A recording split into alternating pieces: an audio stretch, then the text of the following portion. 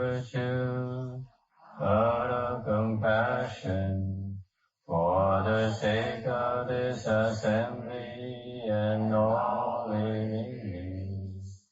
Please turn the wonderful Dharma wheel to teach us how to be suffering, attain bliss and birth and death, and quickly realize non-birth.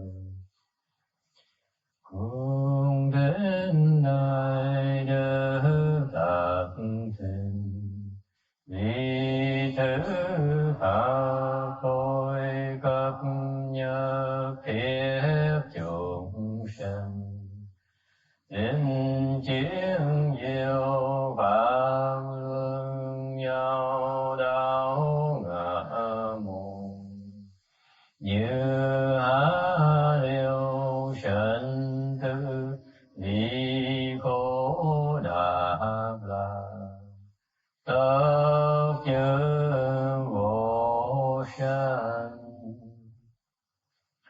Homage to the blessed, noble, and perfectly enlightened one.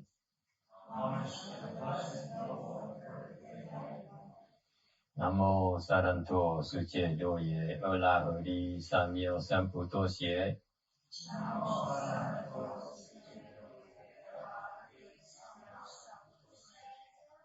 Nam mô Tát Đạc Tha Toya Yara Arahade Tamyo Tambo Đà Thoa.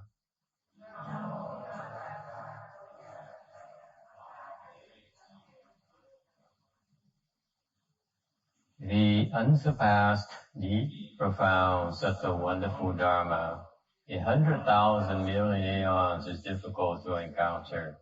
Now that I've come to receive and hold it within my sight and hearing, I vow to fathom the thus come one's true and actual meaning. Vô thường thâm thâm bí diệu pháp, ba tiền vang kiếp năng tao ngộ, ngã kim kiên văn đắc thọ trì, nguyện dạy Như Lai chân thật nghĩa. Buddhas and Bodhisattvas, Venerable Shenhua, or Venerable Bhikshunis, or Venerable Advisors, Amitabha.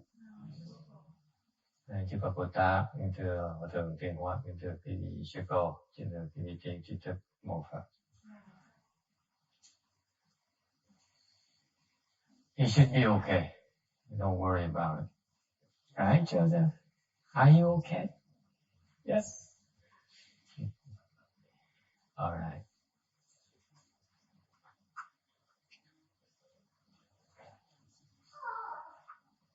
See? That's what he said.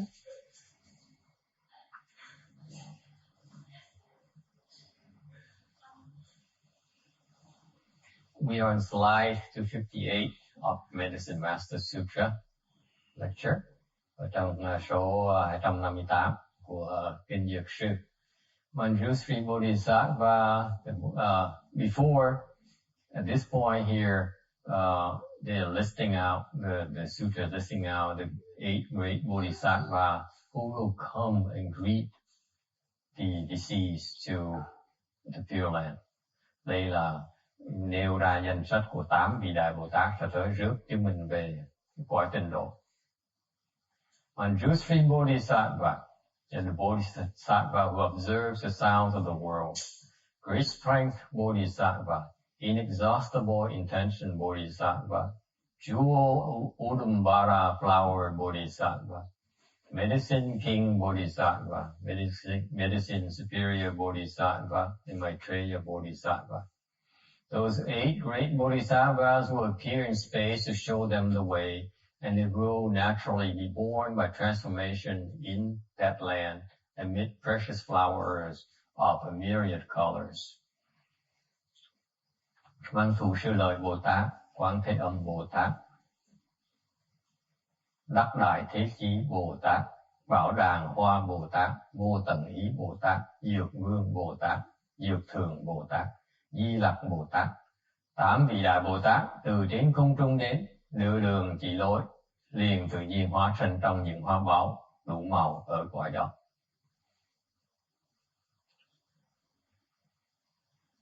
These 8 great Bodhisattvas come and escort us to the Pure Land.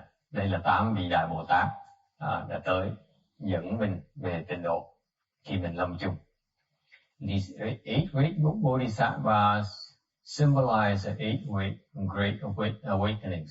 8 vị đại Bồ Tát này là tượng trưng cho 8 cái loại đại giác. Manjushri Bodhisattva, Mang Thủ Sư Lợi, he symbolizes the wisdom awakening. Ngài này là ngài tượng trưng cho cái sự giác ngộ về trí tuệ giác ngộ. Okay. Manjushri is the wisest Bodhisattva amongst any assembly. You go to any Buddhist assembly, Manjushri Bodhisattva, whenever he's around, is the leader because he's the wisest of them all, of us all. Ngài Văn Thù Sư Lợi là đại biểu cho là một người đại trí tuệ. Bất cứ trong cái pháp hội nào mà có ngài có mặt thì ngài là thủ lãnh, vì ngài là người có trí tuệ nhất. This is what's special about Mahayana, about Buddhism. Cái này cái đặc sắc của cái Phật giáo. In Buddhism, we value first and foremost wisdom. Cái bên cái Phật giáo của mình mà quý nhất là cái trí tuệ.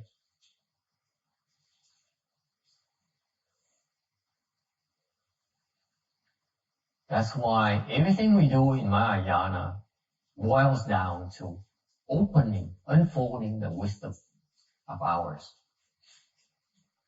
Bởi vì trong cái việc tu hành trong đại thừa mình là cái mục tiêu cuối cùng của mình là mở cái trí tuệ của mình để được như trí tuệ của Phật. Okay. Manjushri is the wisest Bodhisattva. Ngài Văn Thù Sư Lợi là ngài có trí tuệ nhất, because he's the one who understands the most about the Bodhi mind. Vì ngài hiểu được cái tâm Bồ Đề. Vì vậy, cái việc của ngài Văn Thù Sư Lợi dạy khi mà ngài đi du khắp cả pháp giới để dạy, thì ngài dạy chúng mình. So what happened is that whenever he travels throughout the Dharma realm to teach living beings, what does he do? What does he teach? He teaches us to bring forth the Bodhi mind. Ngài chỉ dạy mình một việc thôi. Việc đó là gì? Việc đó là phát Bồ Đề tâm. Why is that? Tại sao vậy? He does not teach us about spiritual powers. He does not teach us about chant. He does not teach us about mantras. He does not teach us about Pure Land. What he teaches us is about bringing forth the Bodhi mind. Ngài tới, ngài dạy cho mình không phải ngài về thiền, không dạy về tịnh độ, không dạy về thần thông, không dạy về thần chú. Ngài chỉ dạy mình một việc thôi, là phát Bồ Đề tâm. Tại sao vậy? Why is that, folks? Do you know?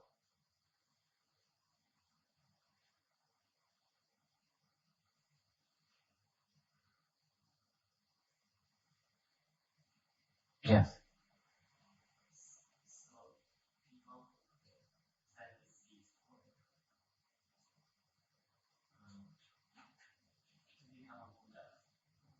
Mm-hmm. Yes. What's so wise about it? All his wisdom boils down to one act: bring forth the Bodhi mind. Cái trí hệ ngài đặc biệt cho nó, ngài chỉ dạy mình phát Bồ Đề tâm thôi.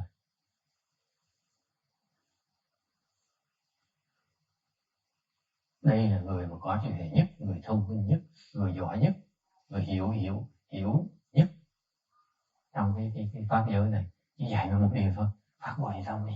Why is that?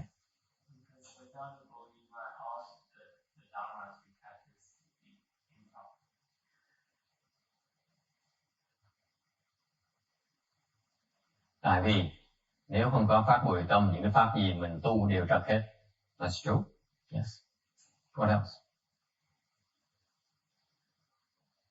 But it doesn't mean you can accomplish Bodhi.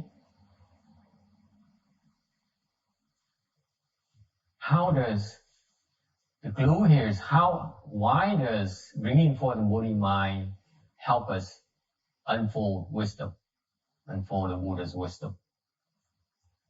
Tại sao pháp Bồ Đề Tâm giúp mình mở cái huệ của Phật?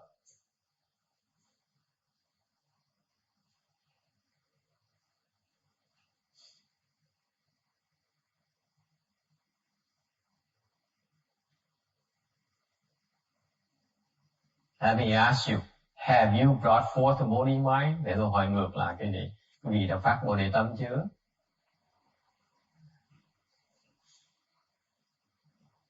Anyone has not brought forth the Bodhi mind? Chưa ai phát Bồ Đề Tâm?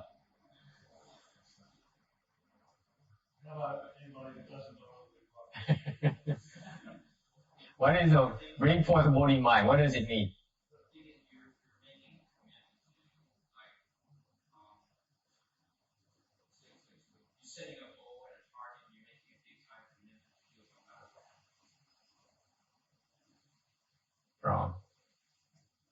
Wrong. Phát Bồ Đề Tâm là gì? Ai biết phát Bồ Đề Tâm là gì? See, it's so misunderstood, this concept, bringing forth the Bodhi mind. RJ, have you brought forth the Bodhi mind? No. Okay. Yes, you have, by the way. Yes, you have. Okay. Is that a clarity of your mind? Anyone remember bringing forth the Bodhi mind? Có ai nhớ đã phát Bồ Đề Tâm chưa? Okay. That's right. We trick you. We trick you. When you take refuge, when you take the refuge with Buddha, you brought forth the Bodhi mind already. You didn't even know, did you? See, we trick you into doing a lot of things, and now you regret. And you say, "Oh, the Catholics aren't as tricky as these Buddhists." We make you do things that you don't even know. Aren't you Buddhist, huh, RJ? Then you brought forth the Bodhi mind already. Because when you took refuge of the Buddha, you had to bring forth the Bodhi mind. You made a vow for Bodhi. That's what it means. Là mỗi lần một khi mình quy Phật á, mình quy với Tam Bảo là mình đã phát Bồ Đề Tâm rồi. Got that?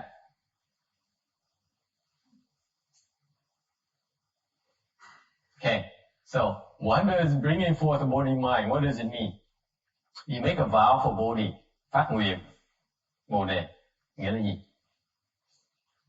Ngay bên Nguyên Thủy cũng vậy, một khi quy rồi phát Bồ Đề Tâm rồi ráng chịu, mà không biết. Especially Theravadins, I make fun of them because when they took refuge of the Buddha, they too made a vow for Bodhi, they didn't even realize it. These poor Theravadins, mấy bên Nguyên Thủy tội nghiệp không biết. Không có cái nào mà quy mà không có phát Bồ Đề Tâm ấy. Okay, now, what does making a vow for Bodhi mean? Means that you make a vow to become a Buddha. Có nghĩa là mình phát nguyện thành Phật. That's what it means. Bringing forth the Bodhi mind means you make a vow to become a Buddha. What does making a vow to become a Buddha mean?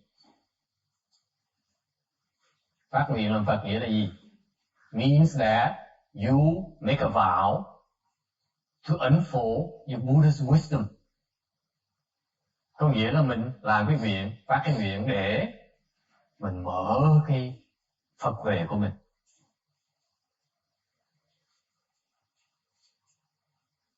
Notice, Nghĩ chứ quay. Unlike our competitors, we don't ask you to sign your assets away to us. We don't ask you to make monthly payments to us. We don't ask you this, we don't ask you that. Okay? All we ask you when you take refuge in Triple Jewel is that you make a vow to unfold your wisdom, your ultimate wisdom.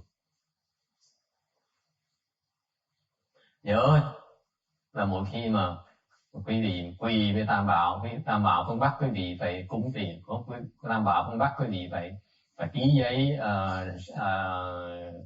cúng cái nhà cửa, xe hơi, tiền bạc. Ok. Mà Tam Bảo chỉ yêu cầu quý vị phát nguyện mở cái nghề của Phật quý vị đã có rồi đó. Khác biệt ở Phật giáo với những cái tôn giáo khác ở chỗ đó. Okay.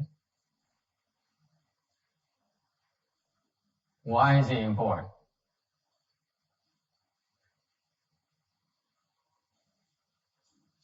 Because in the Buddha's eyes is nothing more valuable than the Buddha's wisdom and your inherent Buddha's wisdom. Dưới mắt của Phật đó, cái Phật huệ quý vị đã có sẵn đó, không có gì quý hơn. Nothing more valuable than that. Okay? And therefore, when Manjushri Bodhisattva goes around and teaches living beings, he basically are reminding living beings, hey, listen, the most worthwhile thing you could do is to shoot for Buddhahood. Thì Ngài Văn Thù Sơ Lợi chỉ dạy một điều thôi. Ngài nói là cái chuyện mà có ý nghĩa nhất trong cuộc đời quý vị là phát Bồ Đề Tâm thôi, là phát cái nguyện để thành Phật thôi. Okay. Does it sound like is he asking us to give up everything? Like Randy tends to interpret, must I give up everything that holds so dear to me so that I can cultivate? No, he doesn't say so. Không bắt mình bỏ gì hết đó, chỉ phát độ Bồ Đề Tâm thôi. Why is that? Because all you do is when you bring forth a body mind, okay, then you are already a Buddha. Rồi khi quý vị phát Bồ Đề Tâm rồi, mặc dù cái Bồ Đề Tâm mình phát một cách không có thật sự tin lắm á, nhưng đã thành Phật. Even though during the taking a refuge ceremony and the five precept ceremony, you brought for the body mind, we realize you don't even know what you're doing. Okay, that is still good enough. Isn't that fascinating? Nghĩ coi, nhiều lúc mình quy y, mình thọ giới, có cái phần ở trong lễ nói là mình phát Bồ Đề Tâm, mình không biết mình làm gì nữa, mà đó là đủ rồi. If you hear of something called Bodhi and say, oh, if that's the most worthwhile thing that any living being can do, I think I'd like to try one of these days. That is good enough.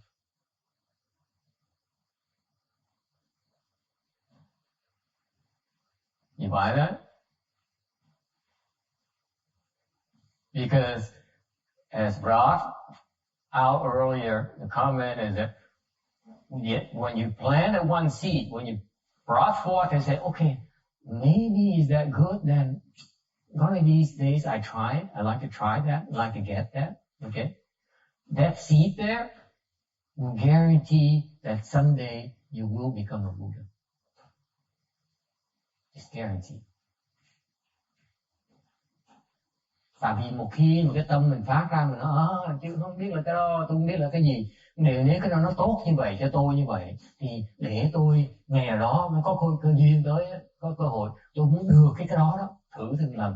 Cái đó là trồng cái nhân để sau mình thành Phật là đủ. Một cái nhân đó mà trồng xuống sau này chắc chắn quý vị sẽ thành Phật.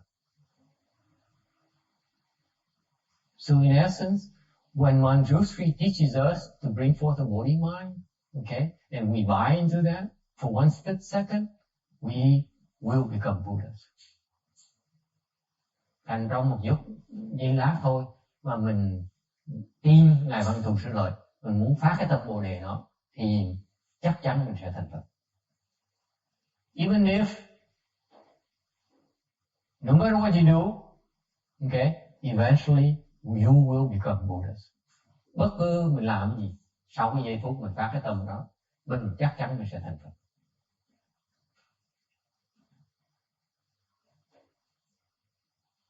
Yes. If we enter that cycle of rebirth, do we have to do the vow again, take refuge again, to... Câu hỏi là một khi mình luân hồi trong cõi luân hồi đó, mình có làm phát bùi tâm lại không? The more you bring forth, or more often you bring forth the body mind, the more seeds you have, the quicker they mature. Một khi mình trong luân hồi mình phát tâm càng nhiều thì mình càng được nhiều cái chủng tử để sau nó thành tục sớm hơn nữa. It's a matter of timing. The more seeds you have, the better grade seeds you have, the quicker you get there. But the seeds, as long as you have a single seed, you will have it. You will obtain it. Cái quan trọng là một khi mình được một cái chủng tử thôi đó, một dầu nó xấu đến chừng nào nữa, mình chắc chắn mình sẽ thành Phật. Yes.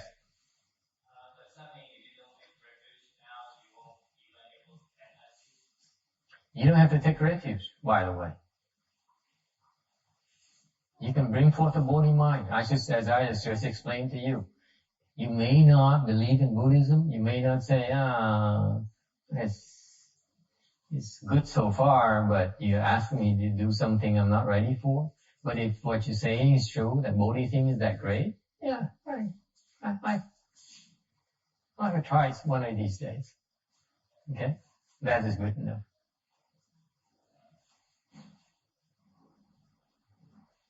That's how powerful it is. That's how great of a seed it is. Even the concept of Bodhi, the concept of Buddhahood, you buy into that, okay? Then you got it. Thành mặc nhiều cái tâm mình là không tin về Phật lắm, còn mình coi cái đó là mình hơi mê tín dị đoan. Điều mà có một phần gốc trong đầu mình nghĩ rằng là cái thành Phật đó là một cái điều đáng làm á. Thành ra mình nói nếu như thật sự nó tốt như vậy thì kể ngày đó tôi muốn thành Phật thử thích rồi tôi bỏ. Ok, ngay cái chủng từ đó mình sẽ thành Phật.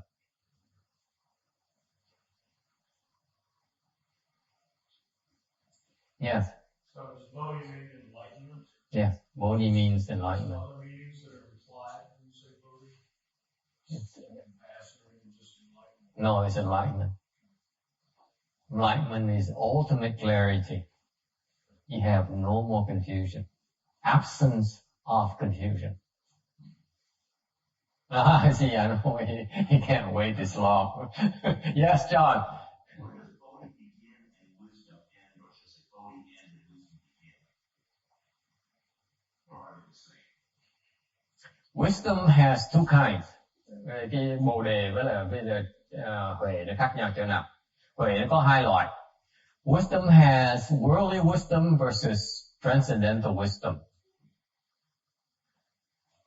And ultimate wisdom. There are three kinds. Okay. Huệ nó có ba loại. Loại thứ nhất là thế gian huệ. Thứ nhì là xuất thế gian huệ. Thứ ba là cứu cánh huệ.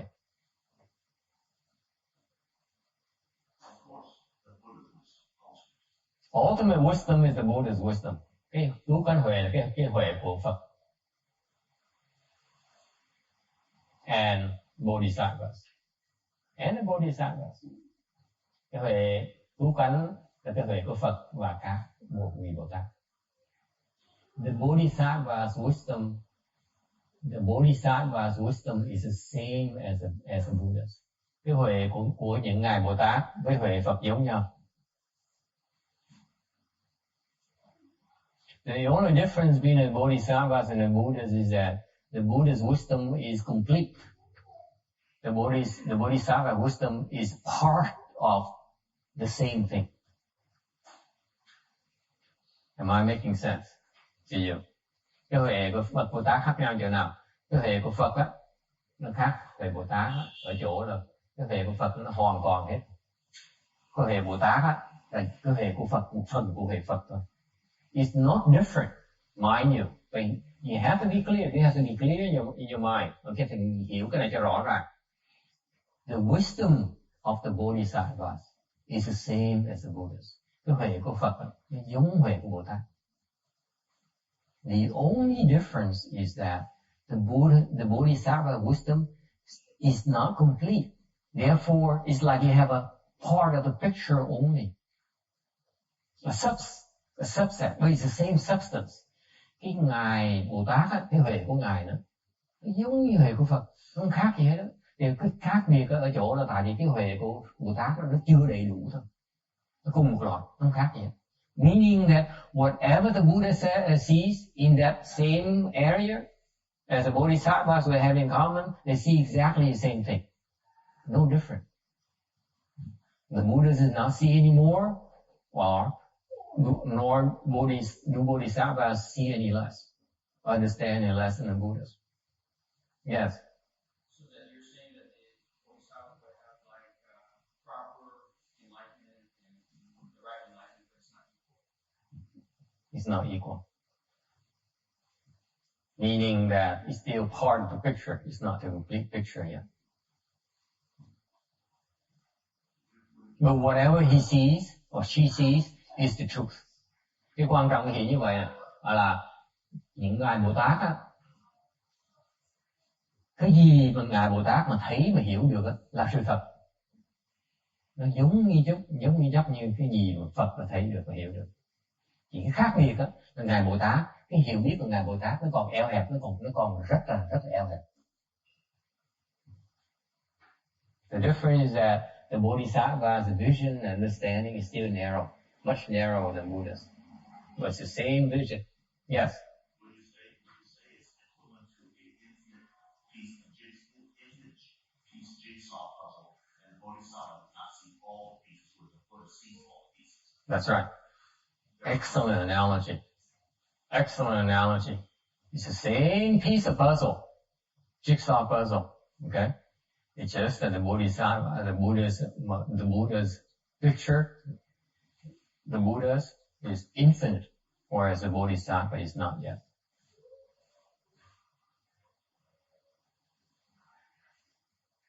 All right. Okay. Questions, comments?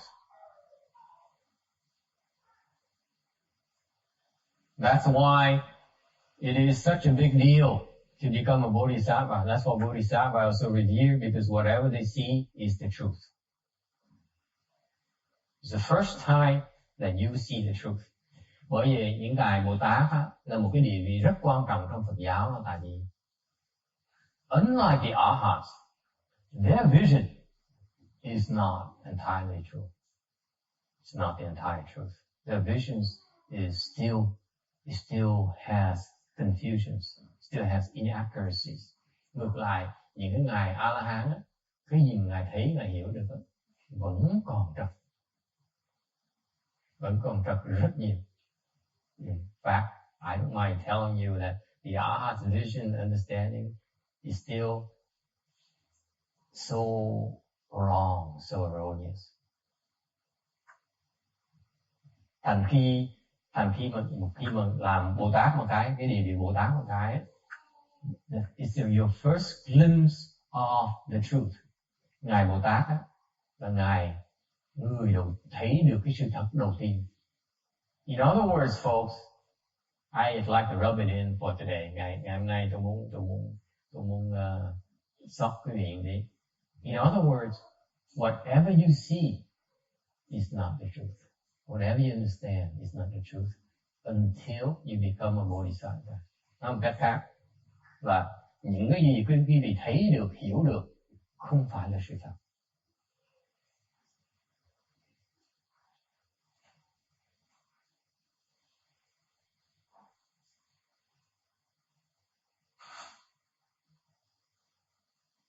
Okay? In other words, you cannot see the truth right now. Nói cách khác là quý vị không thấy được sự thật ngay bây giờ. Quý vị không thấy được. You don't even know.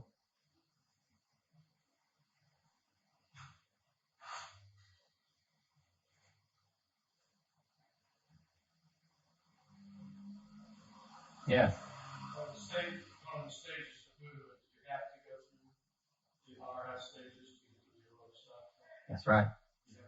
Right. Phải đi ngang qua cái muốn tới quả Phật thì phải đi ngang quả A-la-hán. Unless you go through. The arhat fruition is a stepping stone towards Buddhahood. So we may make fun. You may hear me make fun of the arhats and talk down on the arhats, but they are very important in the scheme of things. I like to make fun of arhat because I ran into so many arhats who are so arrogant. It just reinforces my desire to make fun of them.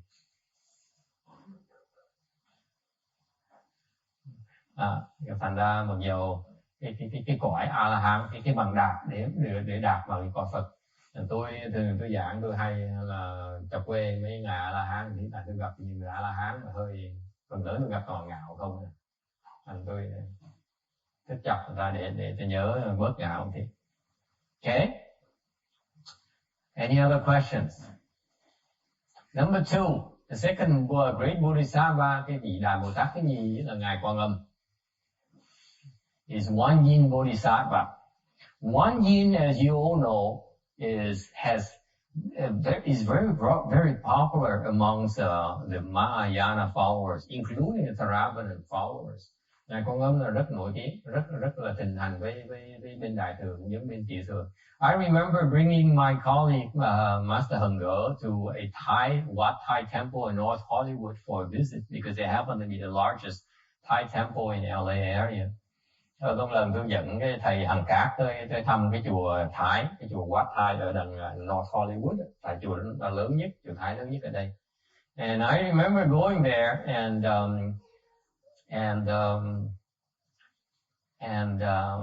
it's a nice looking temple. It has a lot of young and eager Thai monks. Và đó cái chùa nó đẹp lắm, rộng lắm. Mà gặp có nhiều thầy trẻ mà hăng hái. And I went over to the area where they sell the gifts and things, the statues and so on. Rồi xong tới cái phía mà có bán những cái đồ souvenir kiểu như vậy. You know what I saw? They were selling statues of Shakyamuni Buddha. Bán tượng Phật. Okay? Rồi cái gì nghĩ họ còn bán tượng gì nữa? You never guess. One Yin. There's so many One Yin statues in a Thai temple. Vào cái chùa Thái bán tượng Quan Âm đầy. So I asked them, I said, is One Yin? You believe in One Yin? So I asked the monk in charge. I said, do you believe in One Yin? Tôi mới gãi đầu tôi hỏi cái thầy chị khách, tôi hỏi, ủa cái gì cũng tin Quan Âm hả? So the monk kind of looked at me and said, not quite, but our disciples believe in One Yin. Không, tôi không tin lắm, nhưng đều đệ tử Phật tử chúng tôi tin Quan Âm, tôi phải bán tượng. So One Yin crosses the line and goes over to help the Theravada Buddhist disciples in spite of the Theravada monks. Thì mặc dù mấy thầy bên Nguyên Thủy không tin ngài Quan Âm lắm, nhưng điều ngài Quan Âm vẫn tới giúp Phật tử bên Nguyên Thủy thành Phật tử Nguyên Thủy tin quá trời.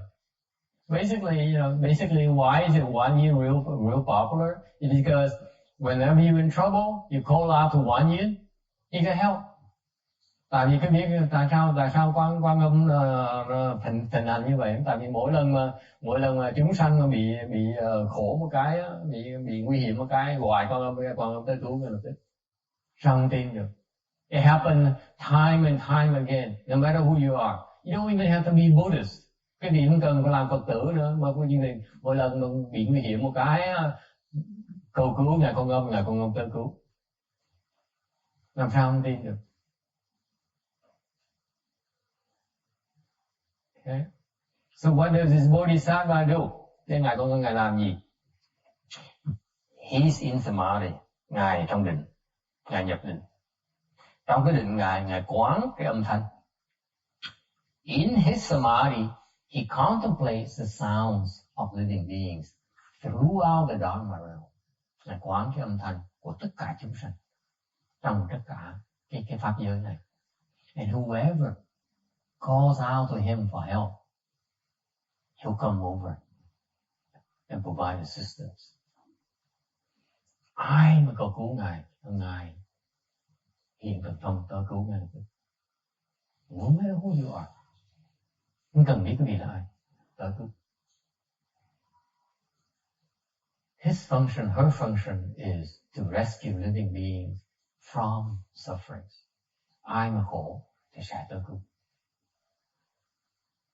What about the ones who are happy? Còn những người mà sung sướng thì sao? What happens to the happy ones? Hả? Thưa cô, mấy người sung sướng thì sao bây giờ?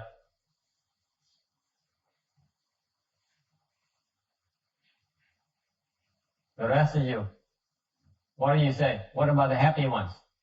The ones who are not in trouble, what about them?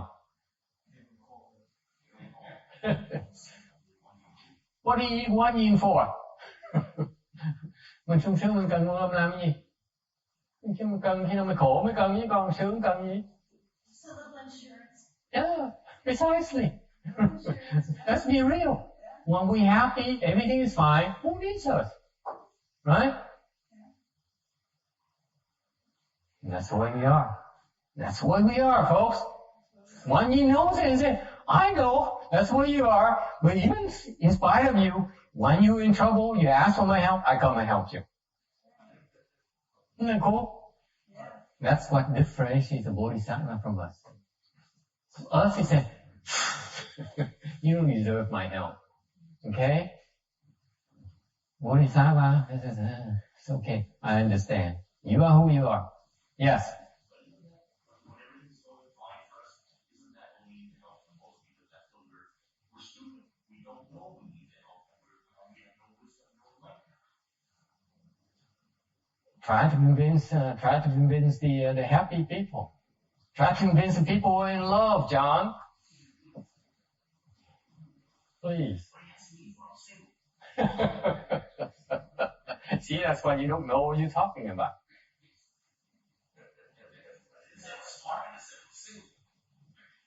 Because you don't know about love yet. That's why you don't understand. That's why you're still single.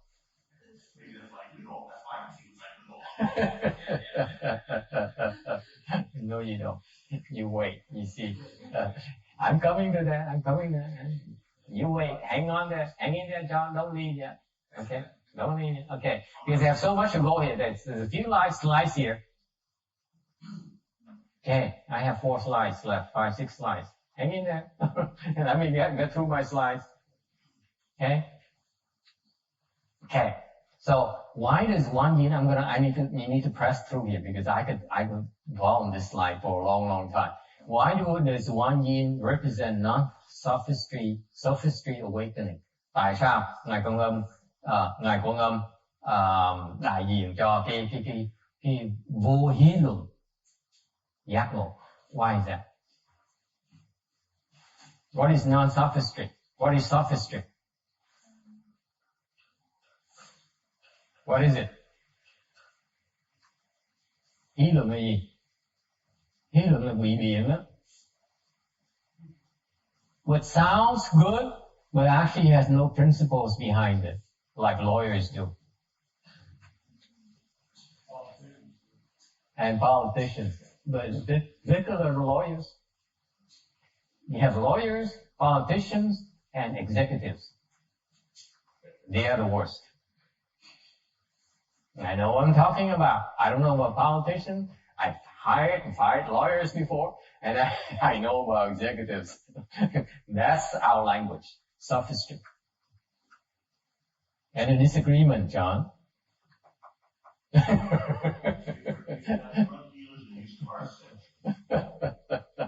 Okay, so that sophistry is that something that sounds right, sounds like has principles, but it's nonsense. Okay? That's sophistry. Nguy biện như vậy đó. Then why does one year represent non-sophistry awakening? By contemplating the sound. Because, folks, you cannot lie with the sound. Tại vì không thể bịp với cái âm thanh được. The true sound carries the truth. You cannot fool one yin with sophistry. From your call of help, he or she recognize whether the call is true or not. Okay. Ngài con âm á, nghe cái âm thanh biết là mình thành tâm hay không thành tâm. Mình không thành tâm, tết con rốc Ngài mới tới. If you're not sincere in your call for help, trust me, nothing's going to happen from one inside. She knows. Immediately. Okay, number 3. Great strength of Bodhisattva. Đại Thế Chí Bồ Tát. Lessening of desire awakening. Tượng trưng cho cái thiểu dục. Yeah. Thiểu dục là gì? Bớt ham muốn. Lessening desire meaning what? Reduce your desires. Okay? Great strength Bodhisattva is a Bodhisattva with tremendous spiritual powers. Ngài Đại Thế Chí rồi Ngài có thần thông kinh hoàng. I will tell you that his spiritual powers are so scary that the ghosts, the worst demons, the ghost spirits, the most powerful ghosts and demons, okay, they would stay away from this Bodhisattva because he has such tremendous spiritual powers. Cái thần thông là dữ quá, thành đại ma, đại quỷ là thấy ông là nó né dạt ra hết. Okay, then why does great strength represent lessening of desire? Tại sao cái đại lực á, nó tượng trưng cho cái thiểu dục? Why is that?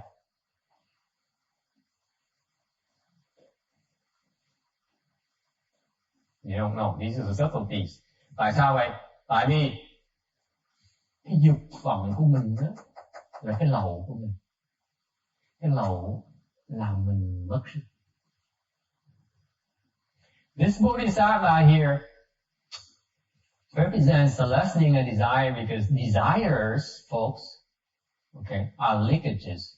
Leakages reduces your strength.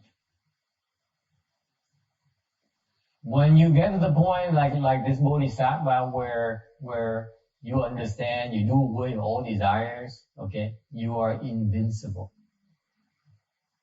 Một khi cái vị tới trình độ Ngài Đại Bồ Tát này, okay, là không còn cái dục vọng nữa, thì cái vị sẽ là vô địch, Ngài thắng rồi.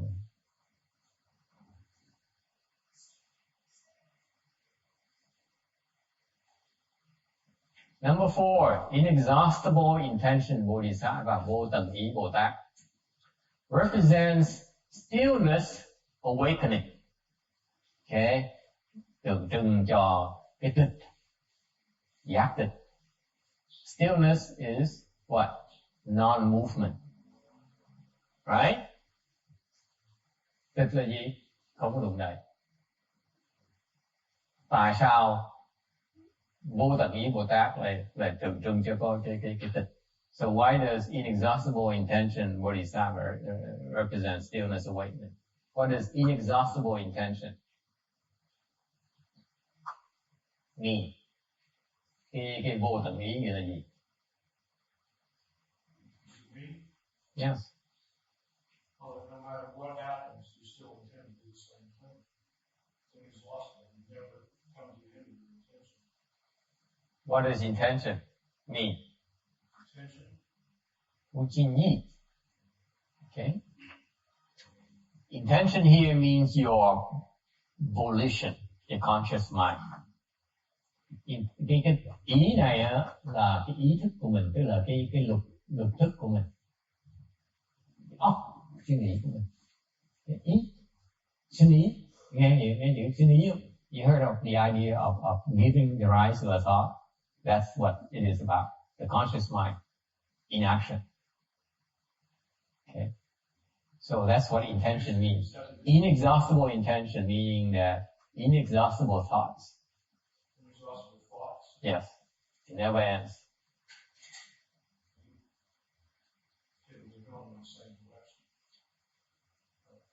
Okay. Thoughts apply to the same thing. Okay. But you see, your thoughts are not inexhaustible. You come to a wall. You run to a wall yourself. You can think, and suddenly you hit the wall. And you can't think anymore. This bodhisattva is not like that. It's forever. It's infinite. Okay? That's the difference between this bodhisattva and us. We max out. This bodhisattva doesn't. So if it's constantly moving, why is it called stillness awakening? Because he reached the level where the reason you run to a wall is because you still see duality. You still see a wall. You still see limitations. Where this bodhisattva no longer sees, he contemplates the truth, the non-duality. Okay? Beyond opposites. That's how you become infinite. A little bit too deep for you. That's alright. I don't expect you to understand this. This is kind of profound. This is a level of understanding here that I'm only planning on teaching you. Someday you will understand. So don't try so hard. Don't go like this. You know, I mean, in martial arts, you try so hard and you top your head, the white smoke comes out, and you go about to go berserk. Don't be like that. Nhớ trong mấy phim trưởng đó, là ngồi suy nghĩ mà luyện công đến độ mà tẩu hoa nhập ma, bắt đầu đỉnh đầu nó bốc khí, nó bốc khói. Đừng có làm như vậy. It's alright. Take it easy. Don't try so hard. Okay? I don't expect you to get this. It's alright. Okay? It's gonna take some time. Okay, number 5. Udumbara flower bodhisattva Bảo Đàng Hoa Bồ Tát represents bigger environment, a bigger awakening. Tượng trưng cho cái tinh tấn, giác ngộ, tinh tấn. Udumbara flower is a kind of precious flower that very adorned, very beautiful. Cái hoa Bảo Đàng Hoa rất là đẹp. It represents it has the 100 jewels, it has fragrances, and this symbolizes the Bodhisattva's 10,000 practices calls of flowers adorning the Bodhi fruition tree. Okay, có nghĩa là gì? Có nghĩa là cái này là cái lọ hoa này rất đẹp, rất quý báu, có đủ là 100 loại báu khác nhau, tượng trưng cho 10.000 cái hạnh tu của ngài Bồ Tát. Nó kết thành hoa để mà trang nghiêm cái quả của cái hạnh. Okay. So on the causal ground, the Bodhisattva's practices are 10,000 different kinds of practices. Okay, and in the fruition is that these become flowers to adorn their fruition. Okay, and therefore this unsurpassed, unequal adornment is to embellish or adorn the vigor paramita. Thành cái này là cái hoa đẹp quả báo này để trang nghiêm cái pháp tinh tấn, cái quả tinh tấn. So far so good. Number 6, Medicine King Bodhisattva, Dược Vương Bồ Tát. Đây số 6 represent a proper mindfulness, tượng trưng cho cái chánh niệm. Okay. This Bodhisattva here is the greatest healer on earth. Okay. Đây là cái người, Ngài Bồ Tát này chữa bệnh rất là tài. He gives us all kinds of ointments and medicines to expel the body, mind, all evil. And those who venerate and take refuge with him obtain great self-mastery. And therefore, great self-mastery is symbolized by proper mindfulness. Ngài Dược Vương Bồ Tát là cho mình đủ loại pháp dược để diệt trừ cái tâm, cái thân, tất cả những cái ác. Và những người mà tin vào Ngài này và quy y với Ngài Bồ Tát này sẽ được đắc được cái đại tự tại. Cái đại tự tại là gì? Đại tự tại là chánh niệm. Self-mastery is not lose track of the proper mindfulness. Not lose the proper mindfulness. Okay? Number 7, medicine superior bodhisattva represent the contentment awakening. Ngài Dược Thượng Bồ Tát tượng trưng cho cái tri túc, giác ngộ về tri túc.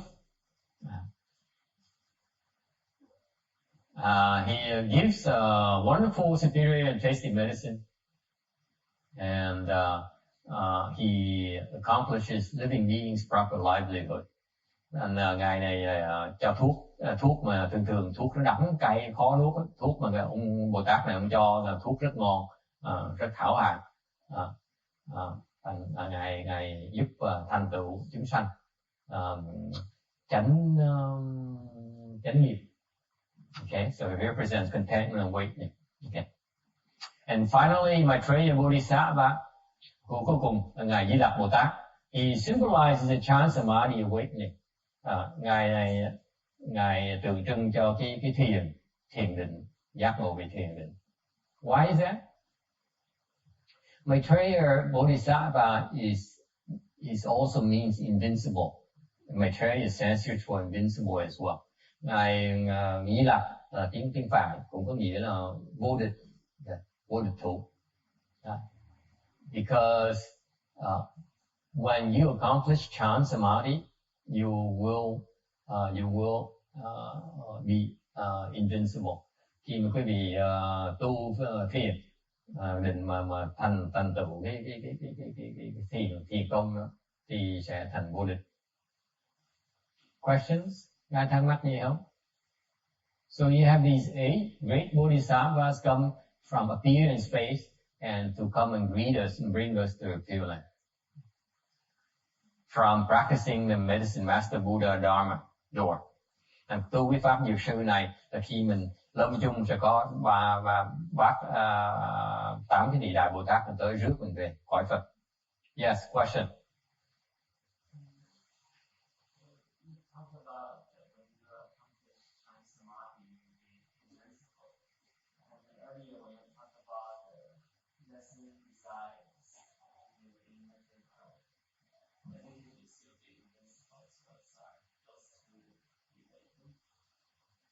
Yes,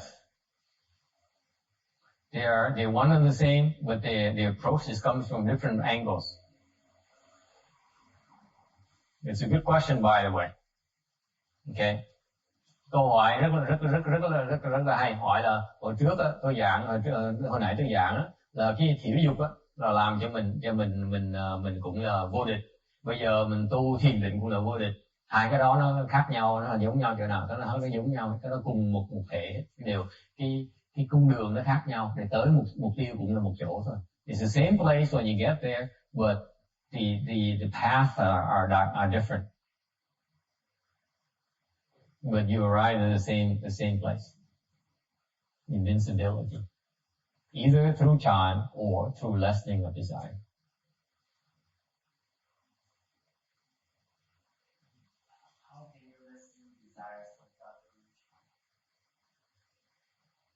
Or can you?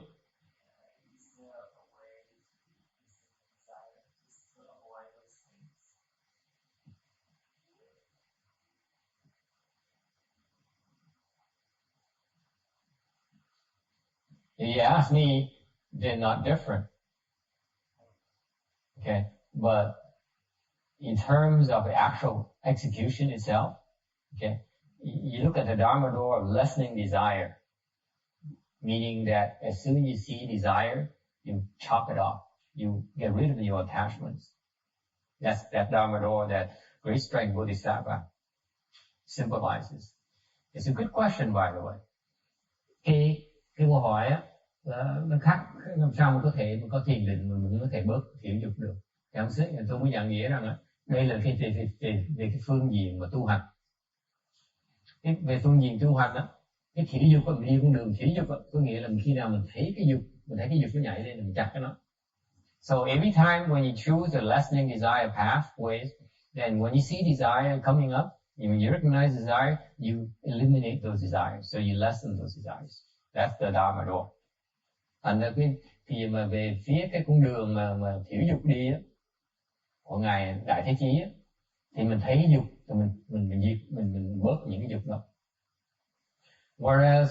Whereas Maitreya Bodhisattva's path is different. Ngược lại ngài Di Lặc Bồ Tát là như khác. He concentrates on generating chant samadhi.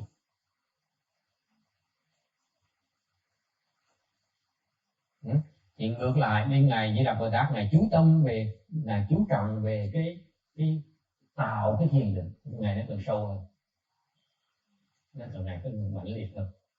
Okay? So the approach is different. One is lessening, one is letting go, one is accruing. Does it make sense? You're harnessing concentration power versus you letting go. Thành hai phương pháp, hai pháp môn nó khác nhau. Một pháp môn mà thiểu dục á là mình chặt, mình thấy giống như mình đi người just like a traveler. You realize you travel long distances, you're letting go of your luggage. The less luggage you have, the longer you can travel, right? That's lessening desire. Thành bên cái thiểu dục có nghĩa là gì? Giống mình đi người du hành, lữ hành vậy đó. Mình muốn đi càng xa thì cái hành lý mình phải cần bớt. Mình phải chặt bớt cái hành lý, mình thả bớt hành lý, mình mới đi xa được. Đó con đường đó. Đó con đường thiểu dục. Whereas chant samadhi is more about harnessing your ability to sustain the pace, for example, the strength, the stamina. It's different. Okay. Ngược lại những cái đường thiền đó thì mình luyện cái nội lực mình để mình sức mình tăng lên, mình đi xa hơn. Một bên là mình đi xa hơn tại mình nhẹ. One side you travel further because you're lighter. The other side you travel further because you're stronger. That's the difference. Is it clear? Absolutely. You're smart, you're combining two. That's why to me they're the same. To me they're the same. There shouldn't be any different. That's right. You cannot, by the way, you cannot increase your stamina and strength without lessening desires, by the way. Okay. Questions? Yeah.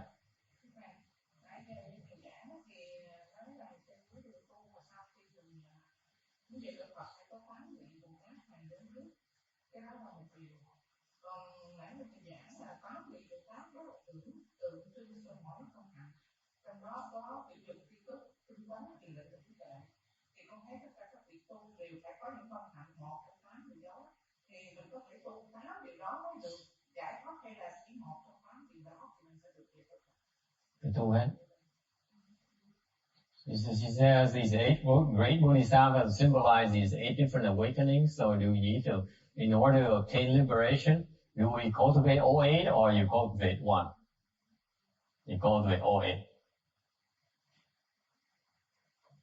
It's not easy, folks. This is not for babies. Okay? Don't think you can come and cultivate and you say, okay, I cultivate for a day and then I come back next year. Okay? If you do it like that, yeah, it takes a little bit longer. Maybe never. Okay. Even though you need to cultivate 8, but you cannot possibly cultivate 8 at the same time, can you? You know, giờ mình nói là mình phải cần tu hết cả 8 cái pháp môn nó khác nhau. Để quý vị mình có thể tu 8 pháp môn cùng một lúc đâu. So what happened is that the Bodhisattvas, I tell you and let you know the secret. Ngay thì biết cái bí mật này về người mấy Bồ Tát. They realize they need to cultivate all these different 10,000 dharma doors. Những ngài Bồ Tát ta biết ngài phải tu 10 vạn pháp môn khác nhau. Okay?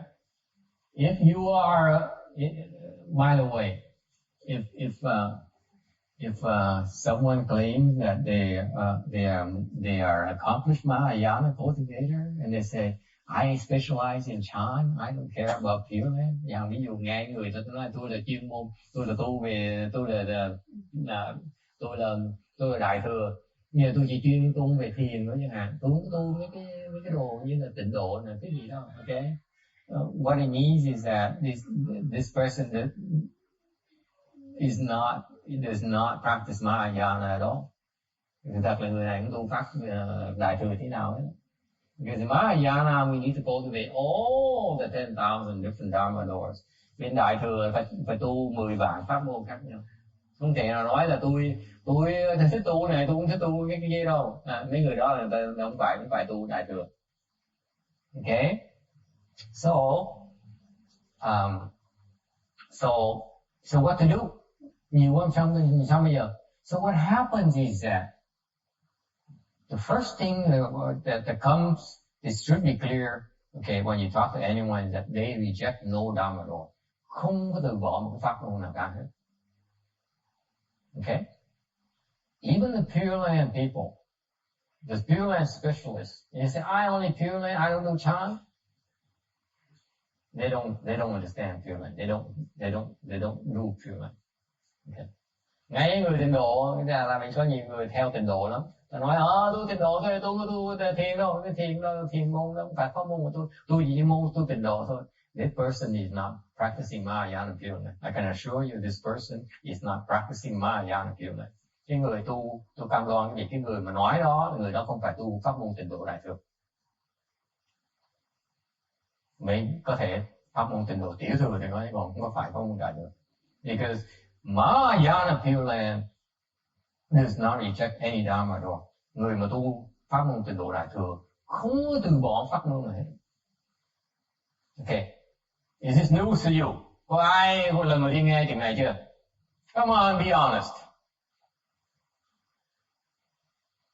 I bet that most of you who consider yourself to be Pure Land people do not believe you must cultivate Chan. Do not believe you must cultivate Tantra. Do not believe you must cultivate all the Dharma doors. True or not? You want something because that's something maybe more I ran into so many Pure Land people telling me I don't do Chan. I don't do Chan. I'm Pure Land. No, I'm a Pure Land person. Yes. But I heard that the highest levels of Chan and Pure Land integrate together. It's just only in meeting people differentiate, but you actually merge together and they become the same. That's what I heard. Yeah. Yeah, but you hear right, but that's because you heard it, but it doesn't mean you understand it. I'm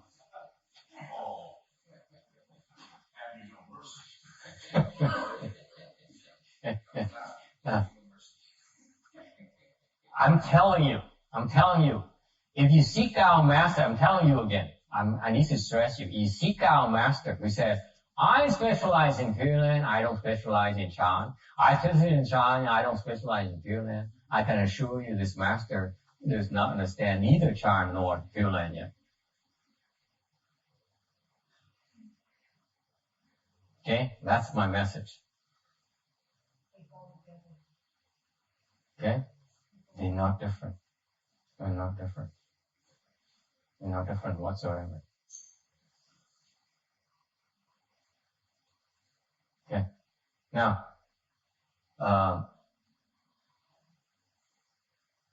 so what is the deal with the bodhisattvas? You know that you must practice the 10,000 practices. Then, in that case, who are they to reject any dharma door? Think about it. Nếu họ phải tu, Ngài Bồ Tát phải tu 10 vạn pháp môn khác nhau thì họ tư cách gì mà dám từ bỏ một bất cứ pháp môn nào? How can they?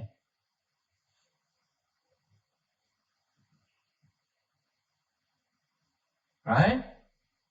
Okay. So what to do? But you cannot say you practice 10,000 Dharma doors either. Nhưng quý vị không có quyền nói, cũng có thể nói là tôi đang tu 10 vạn pháp môn khác nhau. Nữa. Because it's impossible. So what do you do? Làm sao?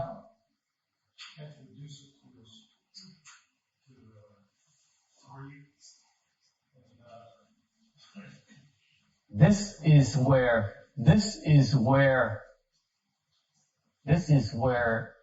iteration comes in. Đây là lúc mà mình cứ làm lui lập tới hỏi.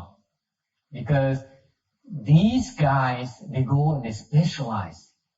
One lifetime they go and specialize one particular kind of practice. So for example, okay, bởi cái lớp này mình hiểu là bởi vì những cái người này khi người ta tu là mỗi một cuộc đời người ta chuyên một cái pháp môn. Ta kiên nhẫn. That's how patient they are, folks. They know there are 10,000 different practices they need to, Dharma doors they need to look at. But one lifetime they go and specialize this, that, and then the next one, the next Dharma door, and so on down the road, down the list. That's how it's done. It's a long time.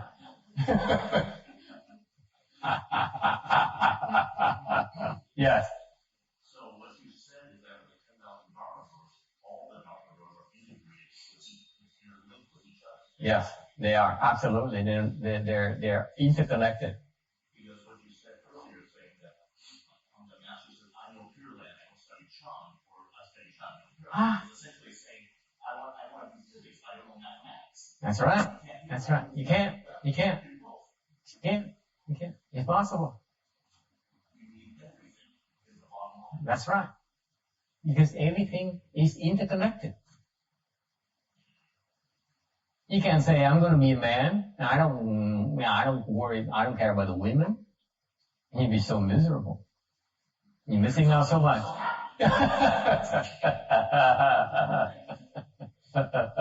There are times where you need to care about women. Okay, I will not touch that. Okay. So the point is that this is some distinction here you need to be careful about. Okay. First of all, you are not supposed to reject any Dharma door. It should be clear to you. Tôi giảng mình nghe thì hiểu rõ là mình không bỏ gì hết. Đừng nói mình là chuyên môn trình độ, mình chuyên môn tiểu thừa, mình đại thừa này nọ, mình không có tu cái pháp môn kia. It's very clear. Anyone who speaks like that does not understand Mahayana yet. Okay?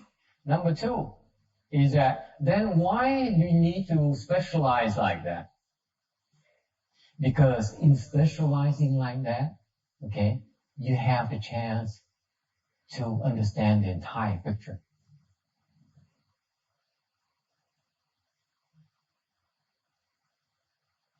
It's like when you carve the diamond, you need to cut every single facet before you see the entire picture, before you create a perfection, the final product. Okay? That's the process. It takes work. You can't sit here and talk about it. You have to do it. Okay, so any other questions? Yeah. Nếu mà nói ai tu mà nói về tu thiền, tu tịnh thì đó là rơi vào cái sở chắc của mình thôi. Tu như thế nào thì mình đi làm mình biết, nhưng mà pháp môn thầy nói câu trình bày ví dụ như câu chọn cái pháp môn tiểu dục đi, tức là khi tiểu dục thì mình ít muốn mà lúc đó mình đang giữ giới này, mà mình tinh tấn nguyên mặt cả một cuộc đời thì nó rơi vào tinh tấn, và khi tinh tấn ít muốn là mình giữ giới thì lúc đó nó đưa đến định, và khi mình đã định rồi thì trí tuệ nó xong, thì khi mình để nó xong rồi thì mình đã thông hiểu tất cả ở chỗ đó nó cũng đưa đến cái giác ngộ vậy thôi. Sư cô vẫn chưa hiểu. Sư cô hiểu này, sư cô vẫn chưa hiểu. Tại sư cô mới hiểu mình chữ thôi, còn sư cô chưa làm được. Đúng không? Có đúng không? Nãy giờ nói con chữ không à, tôi thấy chưa làm chưa nổi. Có đúng không? Không. Cái âm thanh á, lúc mà nói á, tôi nghe âm thanh này. She says, I don't know. She says a lot of great, book stuff. She says when I practice chant, therefore I need to practice precepts. Therefore I need to practice all the other practices, patience and vigor and all those things. And all those are right. Okay, you sound right. Okay, but you don't sound right either, because in theory it is proper, but the way she sounds is not something that she has accomplished yet. She only talks about it. She hasn't done it yet. Đúng không? Trên phương diện lý thuyết thôi, chứ chưa làm nữa. Nói nó ra. So because she only understands it from the theoretical perspective, when she explained it to me, the way she sounded indicated that. It says that she doesn't understand it yet. She hasn't accomplished it yet. She only talks about it. Âm thanh ác như vậy, nói là biết ngay, là chưa hiểu. Chỉ gọi là sắp nói là phải làm này làm nọ thôi, chứ còn chưa làm được. Cái âm thanh nó ra khác được. So I just demonstrated to her that the sound thing I said earlier about sophistry, non-sophistry. Okay, you may be able to read it off the book, but when you explain it to me, I can hear from your voice, from the sound of your voice, that you have not done it yet. Because when you explain it without having executed, haven't seen it personally, seen it yourself, see the results yourself, you're not sure what you're talking about. There's hesitation in the sound. Tại vì khi mình chưa làm rồi, nói ra cái âm thanh mình nghe, mình không tin chắc cái lời mình nói nữa. Cái gì biết cái đó không? Cái âm thanh nó dễ sợ như vậy, nó lộ ra hết. Okay. And that's the extent of my spiritual power. Don't worry, I don't know any more than that. Don't worry.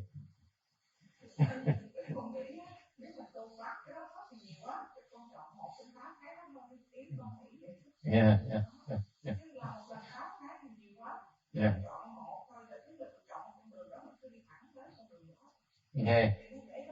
Okay. Any other questions? Go for it. Yes. You know, Mara flower, bodhisattva. Yes. You didn't really explain much about it. It's a bigger awakening. Applying vigor towards awakening. If you're vigorous, cultivate, you do something with extreme vigor, okay, you create something that is extremely adorned in the form of Udumbara flower. Yeah, it's the end result of your vigor. Okay? The end result of vigor is you create something unsurpassed in beauty, in adornment. Khi mà tu cái pháp tinh tấn á, mình tạo ra một cái quả đẹp giống như cái hoa vậy, không có gì đẹp hơn cái tinh tấn. Tinh tấn nó tạo ra cái quả hoa rất là trang nghiêm, rất là đẹp. It's not plastic surgery, folks. It's hard work. Okay? Questions? 262. All they may be born in the heavens due to this cause. Although reborn in the heavens, their original good roots will not be exhausted. And so they will not fall into the evil destinies again. When their life in the heavens ends, they will be born among people again. They may be wheel-turning kings, reigning over the 4 continents with awesome virtue and ease, bringing uncountable hundreds of thousands of living beings to abide in the practice of the 10 good deeds. Hoặc có kẻ như người đó mà sanh lên cõi trời, đi sinh cõi thiên nhưng bổn thiện căn vẫn chưa hết và không còn sanh lại những đường ác nữa. Khi tuổi thọ ở cõi trời đã mãn, sanh lại trong cõi người thì hoặc làm luân vương, thống nhất tứ châu, oai đức tự tại, an lập vô lượng trăm ngàn chúng hữu tình theo con đường thập thiện. So the blessings continue. When you born in the heavens, then you enjoy heavenly blessings. But then when you born, then you born into the human realm and you become a wheel-turning king. Cái phước báo của cái pháp mà môn Diệu Sư rồi đó, mình tu pháp môn này thì mình sau mình sanh được cõi tiên, mình hưởng những cái thú lạc của cái cõi trời. Xong khi mình sanh làm người á, thì mình sẽ hưởng thú lạc cõi trời xong rồi mình sớt vào cõi người á, thì mình làm chuyển luân vương. What happened is that the wheel-turning king is the richest dude on our world, in the human realm. Trong cái cõi nhân loại này á, thì the wheel-turning king là cái cõi luân vương, là cái người mà có thế lực nhất, giàu có nhất, người sung sướng nhất trong cõi người. There's no other human who can be happier than a wheel-turning king. Không có ai sung sướng bằng một cái người luân vương hết. Không ai hết. Okay, and there are 4 kinds of wheel-turning kings. So the wheel-turning kings, they specialize. They are the happiest, the richest, the most powerful humans in our realm. And there are 4 kinds. There are 4 grades: gold, silver, and copper, and steel. Có 4 cái loại luân vương khác nhau: kim, bằng vàng, bằng bạc, bằng đồng với bằng sắt. Okay. So the gold here is the most powerful one. He rules over the four continents. The silver rules over 3. Copper rules over 2, and steel rules over 1. Thành luân vương vàng á, kim luân vương á, thì làm chủ cho bốn cái châu. Bạc á, thì 3 châu thôi. Đồng á, thì mới 2 châu, và sắt á, thì 1 châu thôi. So that's the nature of their kingdom. Okay, the extent of their power, or the influence, depending on the grade. Okay, now, yes. Also, there's none of them in the world now.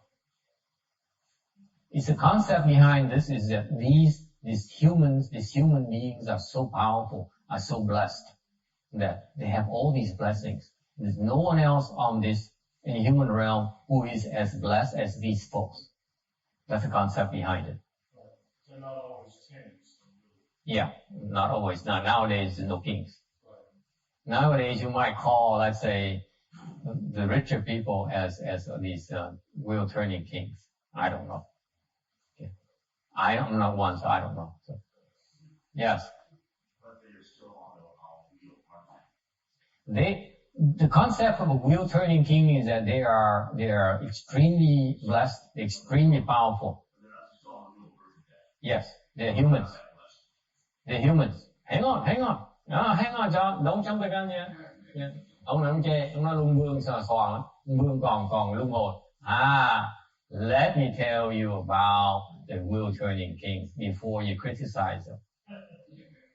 Trước khi quý vị chỉ trích cái ông luân vương, để tôi giới thiệu quý vị luân vương gì. What's so special about these wheel-turning kings is that they have 7 jewels. Họ cái luân vương rất đặc biệt, họ có thất bảo. Thất bảo này quý trên cuộc đời này, nothing more precious than these 7 jewels.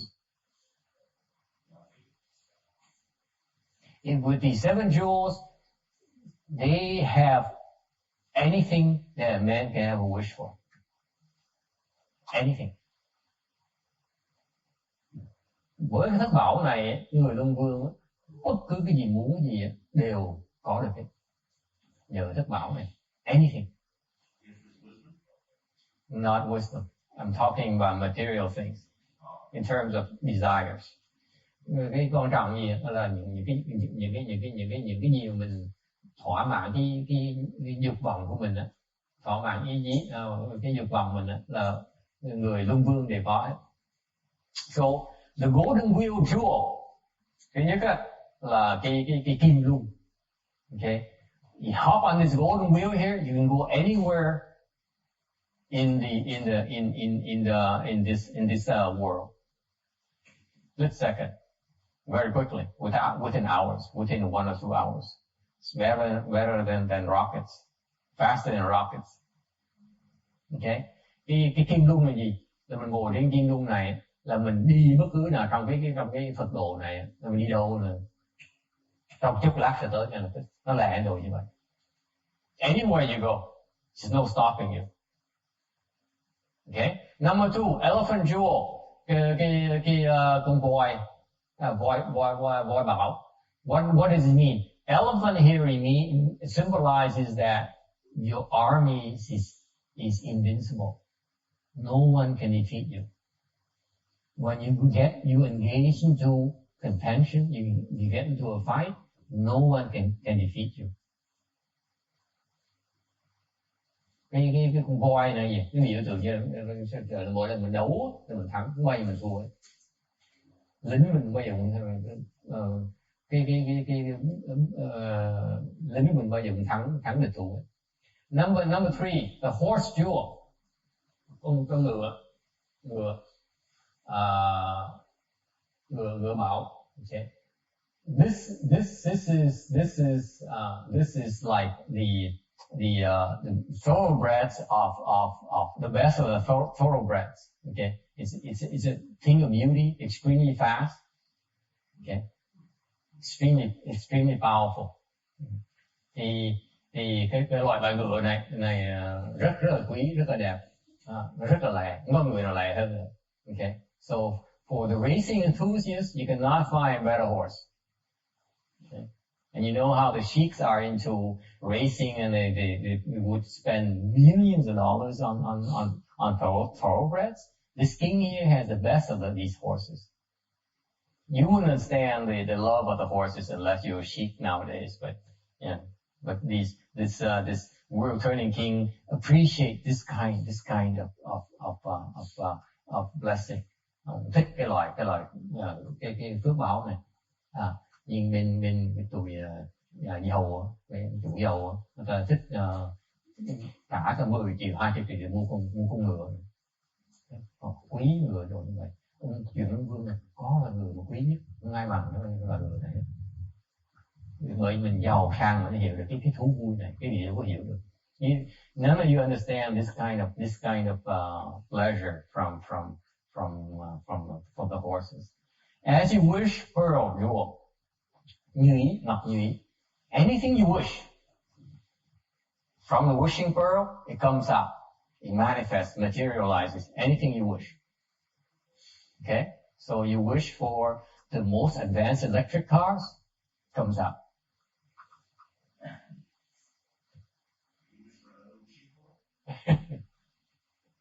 Okay? Muốn gì được đấy, như ý mà. Muốn bất cứ gì được đấy. The treasury spirit jewel. Cái bảo tàng, có nghĩa là gì? Meaning that anywhere you go, let's say you go, I have this problem. I Bank of America in Long Beach. I go here in Rosemead, and I need money, and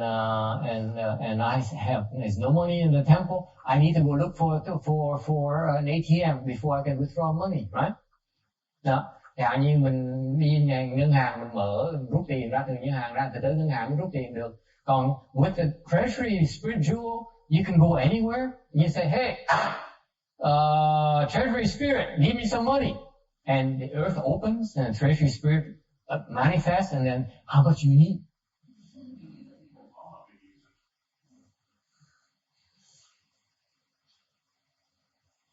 That's why we got him a back, right? Vì tương tự như vậy, thay vì tới ngân hàng rút tiền ra, lúc mình cần tiền, mình gõ đất, mình nói, hey, đưa tiền, tôi cần tiền, là ông thần đất mở ra một cái, ông hiền ra nói, nhà cần bao nhiêu? Giàu nó độ như vậy đó. Cần bao nhiêu tiền, có bao nhiêu tiền. Think about it. Whatever you want to buy, okay, there's nothing you cannot afford. In other words, anywhere, anytime. Think of the blessings, folks. You guys look at me, I don't believe you.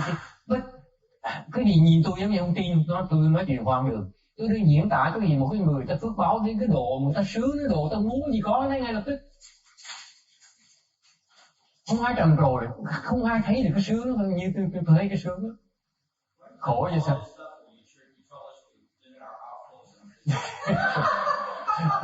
There's a time. Randy, there's a time for that. Now is not that time. Quý vị mất vui đi. Người ta sướng rồi, em thấy được cái sướng đó luôn, là tôi thấy cái sướng không thể tưởng được. I mean, because I'm coming from a poverty perspective. And I need to make do with whatever the minimum. Now this guy here, whatever he wants, he gets it immediately. Think about it. Isn't it fascinating that you can be so blessed? Huh? Is it possible? That's what this Dharma law can give you. That kind of blessings. That's my point. How do you tap into it, Master? Cultivate the Dharma law. You've been reciting this mantra for all the last two and a half years. What do you think you've been doing? You're planting all those seeds right now to be one day a world turning king and have all these excesses. Isn't that great? Master Shuai said if you recite the Triangle Mantra from memory, the next 7 lives you can be a real turning king. And then he said in the next text, he says, well, actually the 7 lives pass like a finger snap, so it's not really. But wait. Okay. Have you heard of Jade Woman Jewel? We heard about that. More about her. Thank you very much.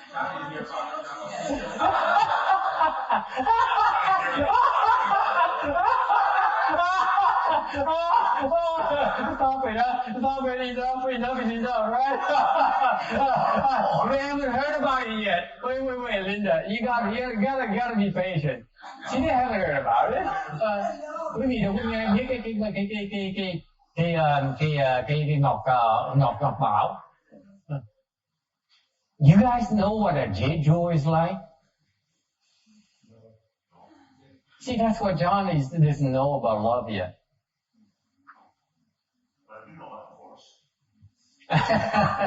Yeah, you're a divorce lawyer, I bet. Okay. Cái ngọc bảo là gì? Okay, now, women take a break. Okay. This is a man kind of talk. So, you remember, this is a king, not an empress. So, bear with me here. This is a pleasure of a man. Okay. Cái thú của đàn ông. Imagine, guys. Okay. Okay. The most desirable woman, okay, greatest in bed, okay, so far so good? No, you don't know what I'm talking about. You have no idea what I'm talking about. I look at you and say, you don't know what I'm talking about.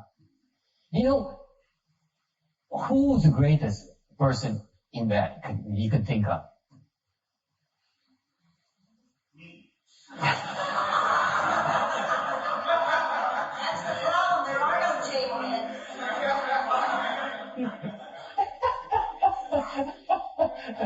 It's safe. The women on a break, so we can talk about it among us men. Okay.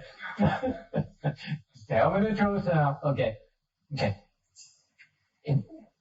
If I say about the greatest lover on earth, who do you have in mind? What name comes up? No, I'm talking about women. John, stay in the closet.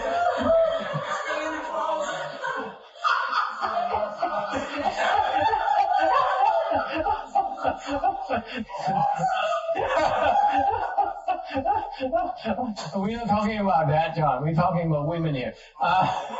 Okay. Who's the best lover that you can come up with? You can think of.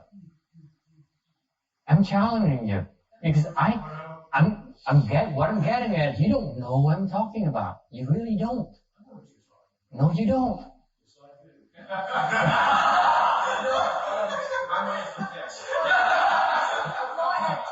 Go ahead. What is?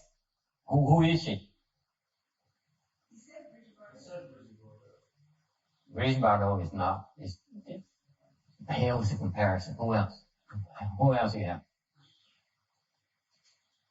Brigitte Bardot looks good. Her body looks good, but she's not good in that. I can tell you that.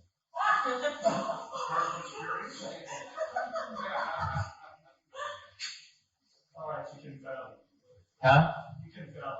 Okay. Now, this jade woman here is so fantastic that I can assure you that all the sensual pleasures you can ever think of and imagine, okay, is nowhere compared to what this woman can do. Nowhere near what this woman can do. That's how good she is. I don't care. Any human, any female you can think of, it's nowhere near what this woman can do. That's how good she is. This is the kind of blessings none of you has experienced yet. That's why I'm telling you, you don't know what I'm talking about. That's how big this blessing is. It's an incredible kind of blessing. You know, in our realm, sexual pleasure is ranks among the top, right? You ain't seen nothing yet. That's what I'm telling you. Until this guy comes along.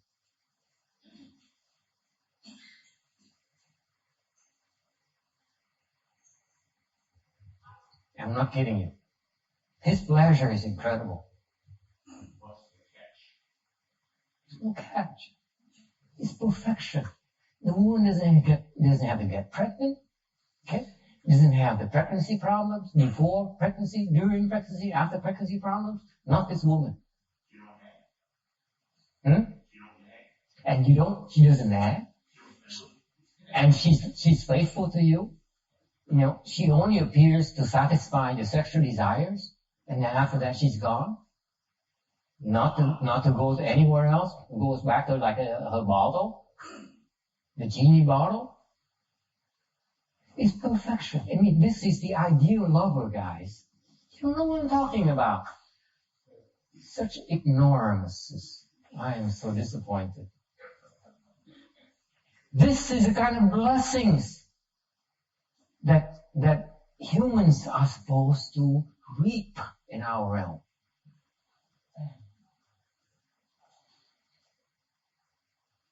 And trust me, okay, if you find a woman with this kind of sexual skills as Jade woman has, I bet you that you will not think of a second woman.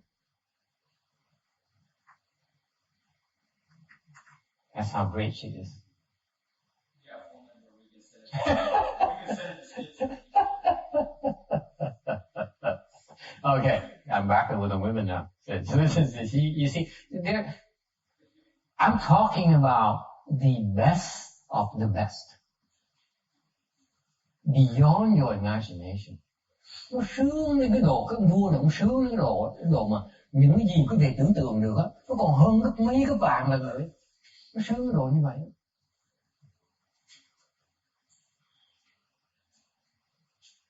You think you got it great? You ain't seen nothing yet until you become a wheel-turning king. Okay?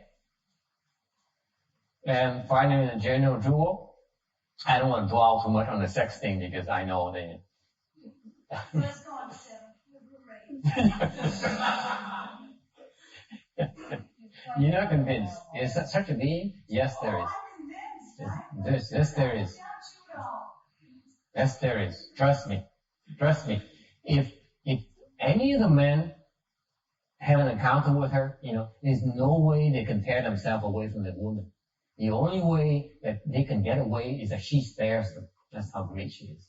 That's how addictive she is. We're talking about incredible pleasure.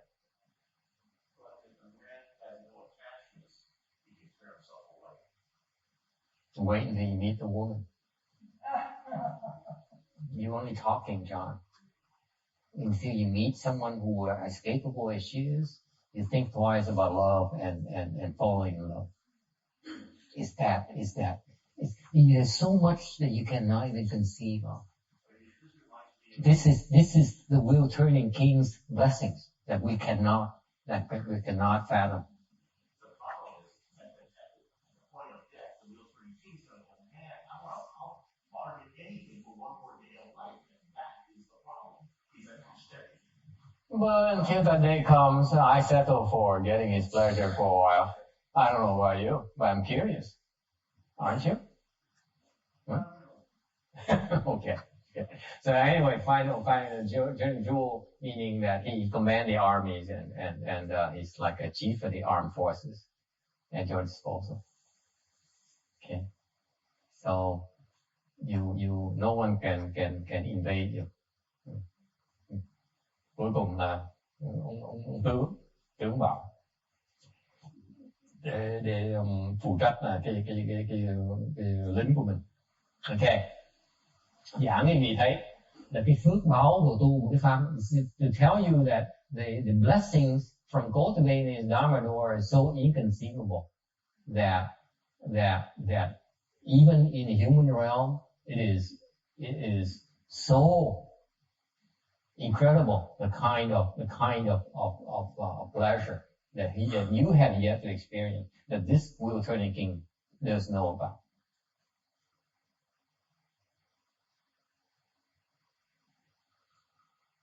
Okay. So what does this wheel turning king specialize in doing? So what's his purpose? Vậy cái luân vương làm gì? Okay. You have to remember the blessings, with the blessings come responsibilities. Phải nhớ cái phước, cái trách nhiệm đi song song với nhau. Đừng có nghĩ mình có phước không là mình cũng cần làm gì hết. Mấy cái đó là cái phước, đó là phước tầm thường. Okay, so what's his work? He teaches about the 10 good deeds. Thì công việc của người luân vương là gì? Dạy thập thiện, dạy làm thiện. Công việc ở chừng đó thôi. That's all he does. To enjoy his blessings, his only job is to teach us to practice the 10 goods.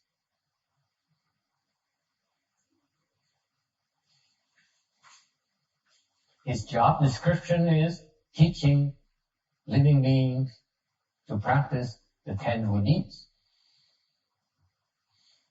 Việc này chỉ dạy mình làm việc thiện thôi, là để hưởng cái phước. So what are the 10 good deeds? The body, no killing, no stealing, no sexual misconduct. Thân, không sát sanh, không trộm cắp, không tà dâm. The mind, tâm, no greed, anger, stupidity, không tham sân si. The mouth, no lying, miệng không nói láo. No harsh words, không ác ngữ. No double tongue, no lưỡng thiệt. No frivolous speech, no không nói tầm bậy. Okay? Or from that's from the negative perspective. This is from the doing perspective, liberate life, the practice giving, the pure practices. Về cái phương diện mà thực hành đó, thì mình làm, mình phóng sanh, mình bố thí, mình giữ thanh tịnh. The mind contemplates, cái tâm thì quán, impurity, bất tịnh, kindness and compassion, từ bi, causes and conditions. Okay, all that's the opposite of the three poisons. Causes, conditions, nhân và duyên. And the mouth speaks of true words, straight words, harmonious words, gentle and agreeable words. Miệng thì nói những lời chân thật, nói những lời thẳng thắn, nói những lời hòa hợp, nói những lời nhu thuận. Đó là thập thiện. Okay, you do those, then you do the practicing the 10 good deeds. Questions?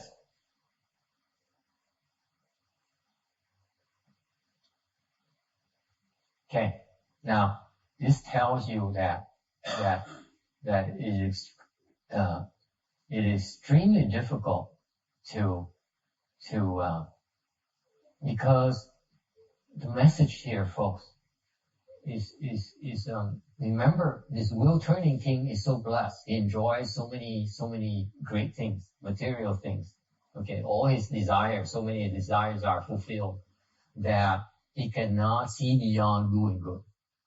He cannot see beyond escaping it. So that's his problem. Okay, all those are great, but it comes to an end. When it comes to an end, that's when he suffers. Thì mặc dầu cái này là cái sướng của người luân vương, mà sướng không thể tưởng được, sướng mình không thể tưởng tượng được cái này. Okay, the best food there is, cái đồ ăn ngon nhất, những cái của quý nhất, okay, sang trọng nhất, đẹp đẽ nhất ông đều có được đấy. Thành ra những cái hưởng những cái thú lạc nữa trong cõi nhân gian này, nên khi mà chết rồi là mình vẫn bị kẹt như vậy, vẫn thoát được. Okay. Cái sướng này nó tạm bợ thôi. Phải nhớ như vậy. Những sướng mà mình có đây trong cõi đời này chỉ tạm bợ. Cuối cùng mình phải thấy cái khổ. Okay.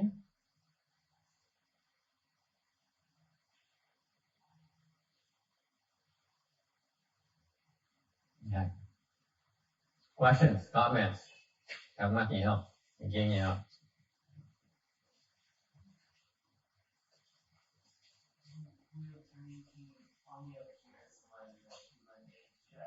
$80,000 years old, on average. I'm sorry? No, they don't. That's true.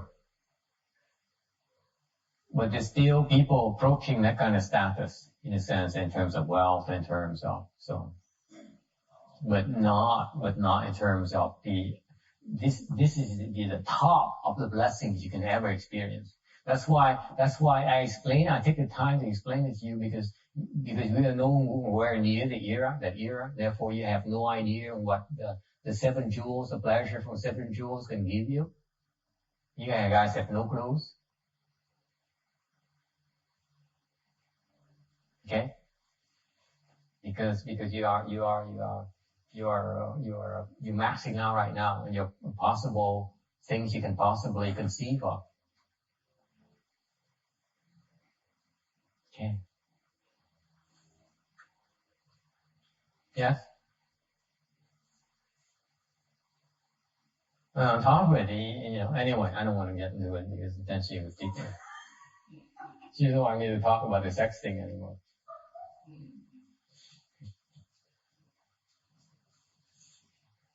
Okay.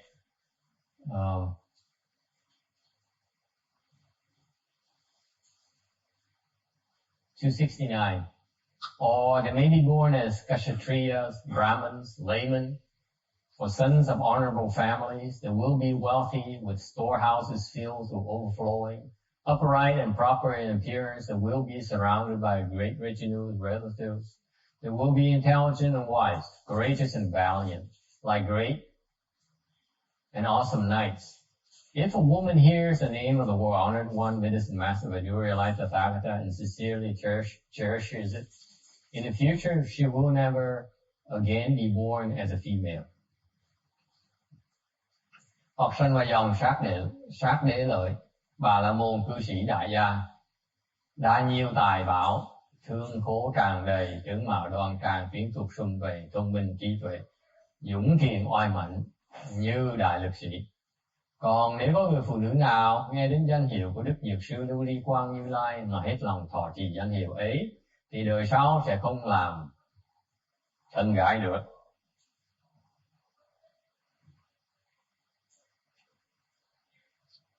Okay, so to light things up, give you 2 anecdotes on this passage here. Phần là đẹp trai đẹp gái, so it's about ugly and handsomeness. 100 Condition Sutra. The Sutra says, cái kinh Bách Duyên nói là there's a queen who gave birth to a daughter extremely ugly. Ngày xưa có phu nhân bên Ấn Độ sinh ra đẻ đứa công chúa rất là xấu.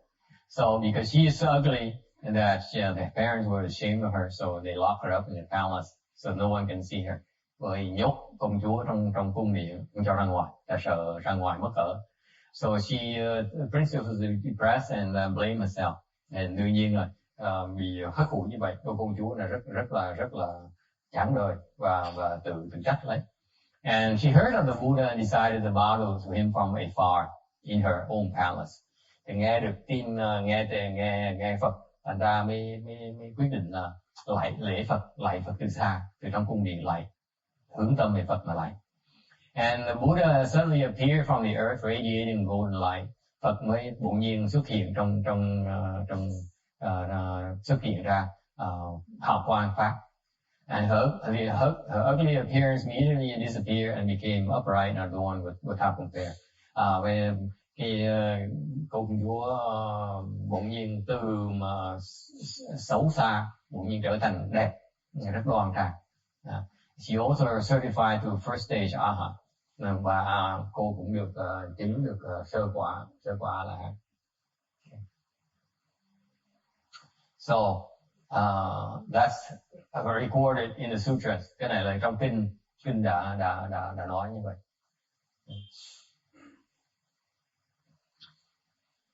So,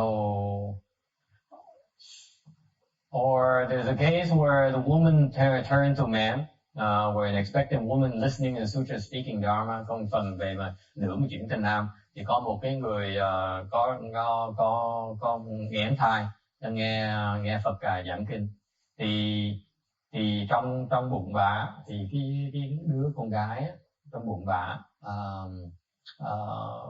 chắp tay lại lễ Phật và xin Phật là nói pháp cho mẹ của bà. Có 75 người phụ nữ giúp mẹ là được đổi thành người đàn ông, thành Phật nói pháp, và mấy người 75 người đàn bà đó nô tỳ đó trở thành đàn ông hết. So the female fetus in her belly prayed to the Buddha and asked the Buddha to help her mother, 75 female servants, become male, and the Buddha spoke dharma and they all became male. Okay, that's the section where miracles do happen. Questions, comments? I don't believe you. Okay, I know. 274. 274. Moreover, Manjushri, when medicine master Vajraya life Tathagata attained Bodhi, by the power of his past vows, he contemplated all the sentient beings who were undergoing various kinds of sicknesses and sufferings. Some suffered from diseases such as emaciation, atrophy, severe thirst, or yellow fever. Others were harmed by paralysis ghosts or by poisonous hexes. Some died naturally when young, while others experienced untimely deaths. He wished to dispel all their sicknesses and sufferings and to fulfill their wishes. Lại này mạng thù thất lợi, Đức Dược Sư Lưu Ly Quang Như Lai kia, khi đã chứng được đạo Bồ Đề do sức bổn nguyện mà Ngài quan sát, biết chúng hữu tình gặp phải các thứ bệnh khổ như da vàng, gầy ốm, cảm nhiệt, thương hàn, hoặc trúng phải những thứ yếm đói, đồ độc, hoặc bị hoạnh tử, hoặc bị chết non, hoặc muốn những chứng bệnh đau khổ ấy được tiêu trừ, và lòng mong cầu của chúng hữu tình được mãn nguyện. Speaking of sicknesses, these are the different 10 things you need to pay attention, because these are the conditions to create sicknesses in you. 10 cái duyên nó tạo mình bệnh khổ. Sitting too long, ngồi lâu quá. Okay, remember when you're at work, make sure you take breaks and stand up and walk around, go get a cup of coffee or something, because you don't want to sit at the desk too long. Nhất quý vị ở sở Đừng có ngồi lâu quá, mình nhớ lâu ngồi xong nhớ cứ phải thỉnh thoảng đứng dậy đi lui đi tới, co giãn chân. Okay. Number 2, overeating. Okay, ăn nhiều quá. Okay. Number 3, excessive worries. Lo quá đi, lo nhiều quá. Number 4, extreme tiredness. Mệt quá. Okay. Be careful of excesses. Né mấy cái làm quá lố. Number 5, sexual desire.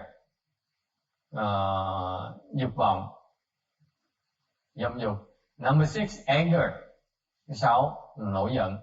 Number 7, whole bowel movement. Thứ 7 là nín không đi cầu. Number 8, whole urination. Nín không đi tiểu tiện. Number 9 and 10, I'm not sure I understand that. This is from the text. Is Jack on the line? Hey Jack, on slide 277, caught upper wind and caught lower wind. What does it mean from the medical perspective, Jack? Does he know?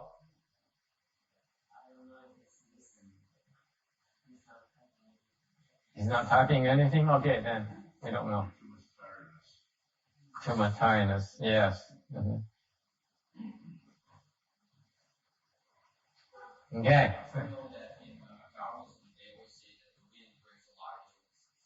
Yeah, but why upper and lower? I don't understand that.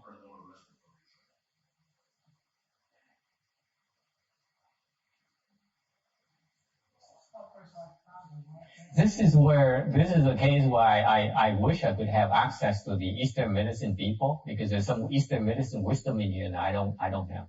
A lot of them is slow. There's usually acid and things like that. Think so? Đây là cái phần mà về cái đông y mà tôi không có, thành ra tôi phải tìm con người. I wish that some people would have, some, maybe in the future we ask some Eastern medicine doctors about the meaning of this. So, because I can't find anything. Từ khi mà tôi không hiểu được mấy cái chữ, cái phần này. Okay. So in general, but the concept is right. In general, the wind can make you sick. You're exposed to the wind. The wind can carry ghosts that will use the wind to penetrate your system. Chẳng như trong cái việc tu hành ngồi thiền như hạn, ném cái chỗ có gió nó thổi là có cái loại quỷ. It happened to me. Yeah, there's a ghost who rides on the wind blowing at you. That's why those things blowing straight at me, I don't like those things, because that's when they ride, and when I don't pay attention, they penetrate me and cause problems. Chẳng hạn như lúc mà ngồi thiền mà có cái gió nó thoảng tới là có một cái loại quỷ, nó chuyên môn, nó cởi cái gió nó đập vào người mình, nó nhập nhiều cái sức của gió, nó nhập vào người mình, nó làm mình bệnh. Nhất mình đứng thiền chuyện nó xảy ra nhiều lắm. Vì vậy khi mà thiền, người ta nói bên thiền môn tôi nói là né, không được ngồi mấy chỗ có gió, đóng cửa lại, đừng cho gió nó thoảng nó quấn. And you know they penetrate your system immediately. Pay attention. In the future, you sit and meditate, you sit and recite the Buddha's name, you see the wind coming, you see physical changes, and you've been invaded. They can ride on these winds. They specialize in doing this. They specialize in riding these winds, which they otherwise cannot penetrate your system. So you have to pay attention to not sit in the windy area or avoid traps when you meditate. How do you expel them? Huh? How do you expel them? They don't last very long. They don't last. We're having a lot of them in Long Beach. It's just, I don't know about you, but it's just minor inconveniences. Just awareness will evict them. How will you feel change? What kind of changes? What kind of changes? Okay. For example, you might have a lump in your throat.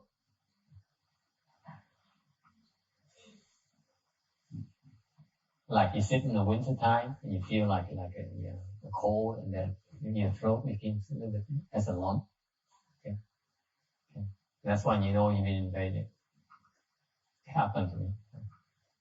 So what happens when you say when you practice this traveling and nighttime to sit down or is the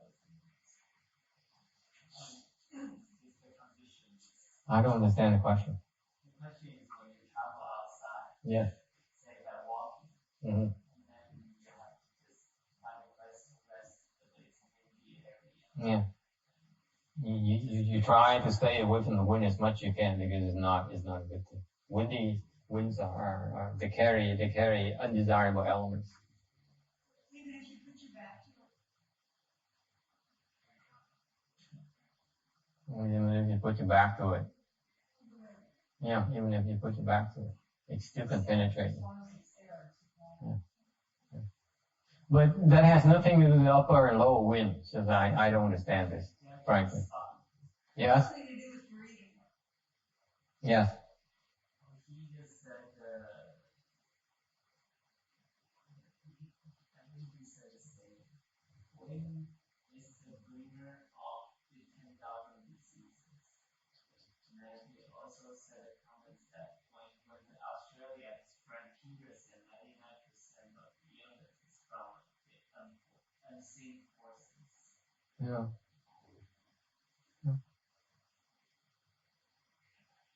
Well, what does it have to do with upper wind and lower wind? Hey Jack, ask your medical Eastern medicine teachers and see if they know about upper and lower wind. I think it's a 上风 or it's 下风. Ask them that, they might know. Okay, because I don't know what these refer to. Yeah, he said he's not sure about upper and lower wind. He said they just talk about wind in general. Yeah. Yeah. Well, isn't that what they were saying about the people that were wearing all the masks and that swine flu was going away, that even though you had that mask on, that still wasn't effective enough against that germ being carried in the wind, carried in the air. So you can still get that kind of infection even though you take precautions like that. Okay. Speaking of sicknesses and so on, some suffer from diseases such as emaciation, atrophy, severe thirst, or yellow fever. Bệnh khổ như da vàng, gầy ốm, cảm nhiệt, thương hàn. These refer to your four elements out of whack. Cái này là nói cái tứ đại mình bị mất hòa, mất thăng bằng. That's the nature, that's the physical manifestation of diseases that our four elements are out of balance. Cái bệnh là thường thường nó hiện tướng ra bằng cách là thấy bốn tứ đại mình nó bị mất thăng bằng. Okay, for example, Jenny has excess water, for example. You have excessive water, therefore you're subject to a certain type of sicknesses. Others were harmed by paralysis, ghosts, or by poisonous hexes. Okay, now trúng phải những thứ ém đối đồ độc. Okay, the four elements, you can correct those sicknesses through medicine, but the paralysis, ghosts, and poisonous hexes, you cannot, because you're under attack by the yin world. Cái tứ đại thì mình dùng bác sĩ thường được, nhưng nếu mình bị những thứ bùa ém với là những cái đồ độc á, thì mình bị tụi âm giới nó tấn công. Cái đó chịu không nổi. Okay. For example, it's documented in the books that in Asia they have this technique here where they put like scorpions together under the same jar, and so they put two scorpions together, and one will eat the other, and then the winner will then meet the next guy and keep on eating all the scorpions. So they ingest the worst of the scorpion's poisons. Okay, over the years. Okay, And so they keep on, and so the final scorpion here is extremely poisonous. It's impossible. There's no cure for that. And if one sting of that scorpion, you're dead. Nothing you can do. Có những cái loại liều bỏ ác lắm, là nó bỏ cái bò cạp đó, nó đấu với nhau. Thì con bò cạp nó ăn bò cạp kia, thì nó ăn, nó giữ lại mấy cái chất độc của con bò cạp, nó bị chết. Xong nó lấy con bò cạp thắng, nó đấu với con bò cạp thắng. Cứ chụp nó đấu hoài, đến cuối cùng cái con bò cạp cuối cùng nó còn sống sót lại, là con bò cạp nó tuyệt độc. Nó cắn một cái là chết ngay. Không cắt cái gì mà chữa nó nổi. Coi những cái mùa cái loại cái luyện nó ác như vậy đó. Bên phía Á Châu mình có những cái pháp như vậy. Be careful. Yeah.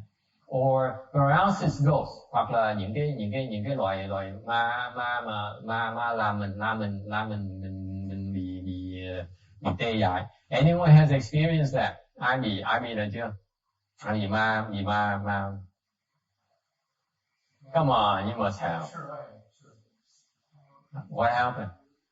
I used to wake up and just cannot move. Aha, that's it. Many times.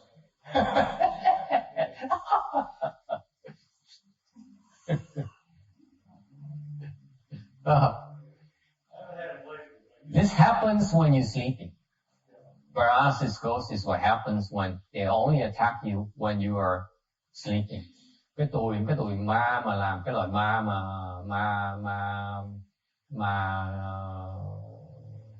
paralysis, what's paralysis chứ? Hả?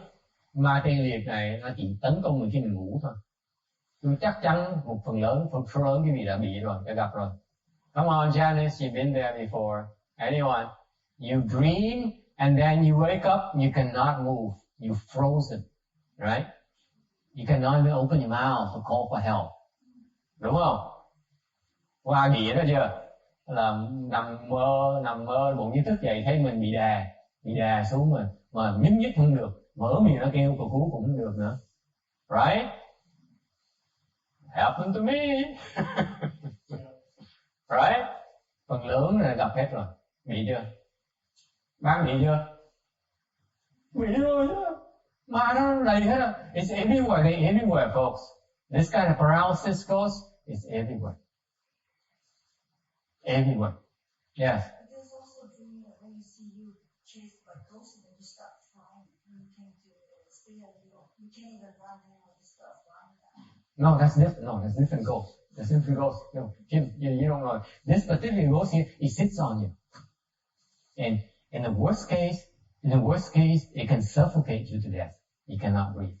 You think you can't breathe and you stop breathing yourself. Because you believe you can't breathe, and therefore you die of lack of breath, of breathing.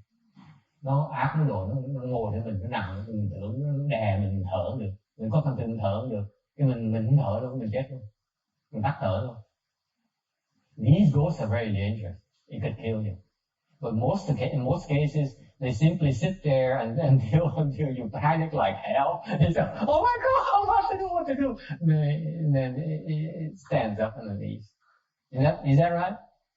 It has fun with you for a while and then leaves. Am I correct? It isn't you. That means that your time has not come yet, folks. Not because it's nice to you.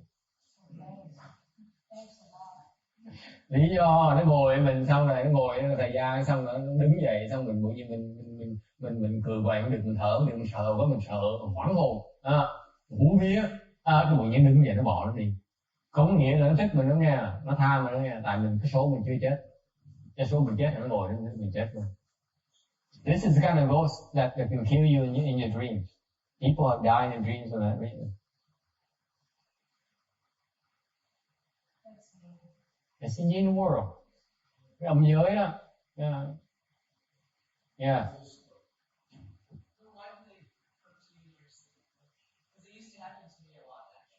It used to happen? You mean not anymore? Well, it hasn't happened in a while, but it used to happen like very frequently. Yeah. But why? It happened because you're naughty. Only when you're naughty. Think back. You shouldn't have raised your hand.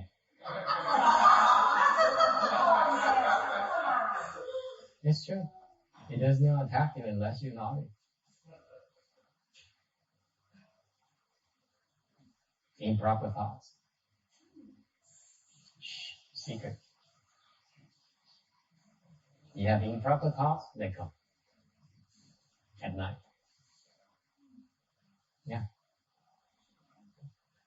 Think back those times when you were attacked. All of you were in attack.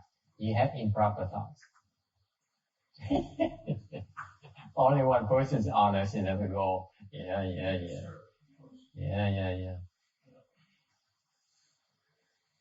If you didn't have, those naughty thoughts, they wouldn't come. That's why, see now she's making a face. Because now it's not as frequent anymore because you don't have those problems and those improper thoughts anymore. I assure you. Okay? All you have to do is have some improper thoughts and see what happens tonight. Thử đi, nghĩ bậy đi. Không lâu đâu, tôi cam đoan vì không lâu đâu nó sẽ tới. Naughty. So if the men's side don't show up tomorrow, it's because of the Jane woman. I said a Jane woman. We have different projects. There you go.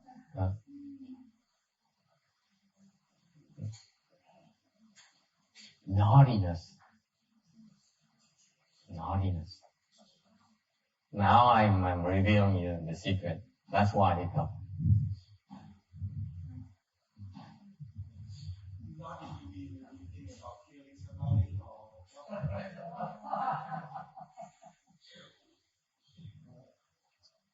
Just being a bad boy. And you don't know what that means either. Ask RJ, he'll tell you about it. Okay. Any other questions? You missed the poisonous hexes. Is that? Oh, these hexes are prevalent in Asia. Is that like the Kennedy curse kind of thing? Who hits everybody in the family? Oh no. This is very directed. For example, I know when I was growing up, I know this hex here, very, very scary thing. And probably Ngọc can tell you more about it because that came from her area, Cambodia. Because what happened is that when I was growing up in Vietnam, and I'm sure that some of you may have heard this story before, where it is known that the Vietnamese man would go over to Cambodia or Laos and then court a woman, get her pregnant, okay, and then after a while they would go back to Vietnam, to the country. Okay, happens a lot. Because what happened is that the Laos women and Cambodian women are well known to be pretty, very pretty. So the Vietnamese men would then go to Cambodia and Laos and then court the women and then speak words of love to them and then after a while go home and desert, actually run away from the women. Nghe chuyện đó? Bên Lào, bên Cambodia nghe chuyện đó không? Oh, mà cái thời buổi nó hết rồi. Anyone hear this story before?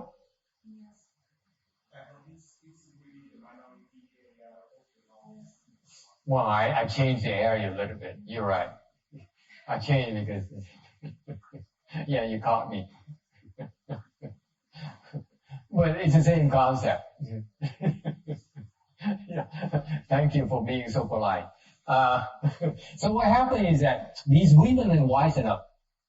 So what they do is they have this dharma where they fall in love with a man and then they would feed them with his egg, right? Is that what you heard? Yeah. So thành ra họ mới có cái pháp này là họ cho cái người đàn ông đó ăn cái trứng này. Okay, ăn cái trứng. So what happened is that nothing happens, but as soon as a man deserts them, they die mysteriously. They go back to Vietnam, they die left and right. Okay. Thành ra cho ăn cái trứng, xong rồi ở với bên kia thì không sao hết, mà trở về chạy đi mà phải trở về Việt Nam phải chết. Bác nghe chuyện đó chưa? Bác hiền lành quá, không biết mấy cái chuyện ác độc này. So happens a lot. Okay. So let's call hexes. The mantra they ate and feed it to you. That's why when you go to Asian countries, man, and you eat, and you have to watch what you eat, especially when it comes from good-looking women. Huh? They do it here in the United States? Like what? They feed you pasta and that's it? I never heard of that happening here before in this country. It happened? Anyone? Ai nghe chị xảy chứ có hả? Really? In this country? No. Yes. No, it doesn't. What food was given? I don't know what was the food, but they did a lot of those. Really? Yeah. Like Asians or Asian? Only Asians, right? This is an Asian thing. Anh đâu cũng biết mấy cái tục này thôi chứ còn bên But the certain people in this country, they do the voodoo. That's the voodoo. It's kind of voodoo. First is one. Yeah, kind of voodoo, but yeah. That's why I kind of don't trust the African women, that kind of thing, because I'm afraid of woman voodoo and versus the Asian women, so it doesn't give you a lot of choices. Watch out, young boys, young men, be careful.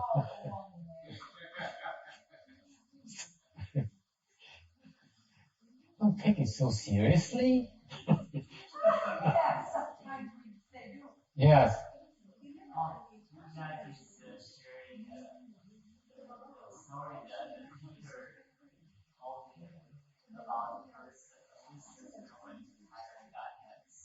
Yeah.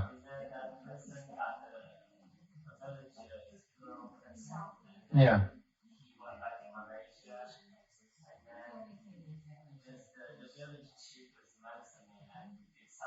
So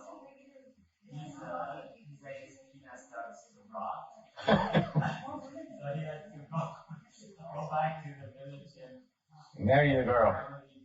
Yeah. remove that hex. Uh-huh. And then I think it ended up that he has to marry that girl. Yeah. And The dowry?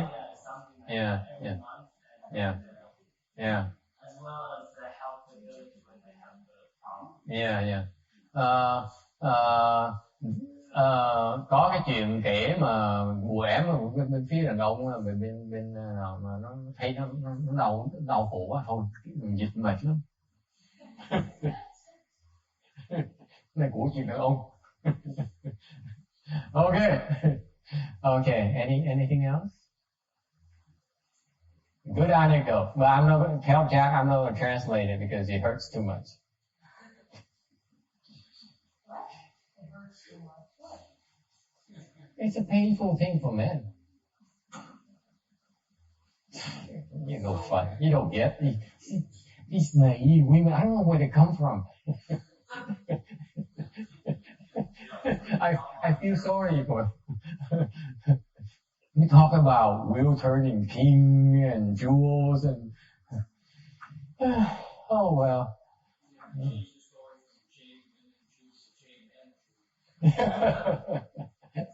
No, it's no jade man, by the way, Joe. No such a thing. You only become a wheel turning king, not wheel turning empress. Never.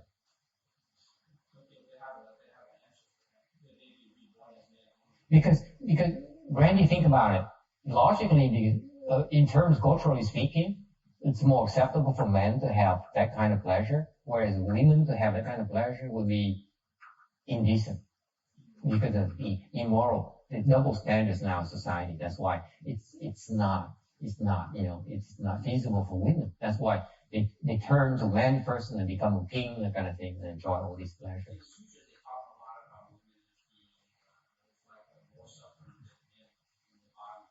Yeah. That's why the Jade woman does not give birth.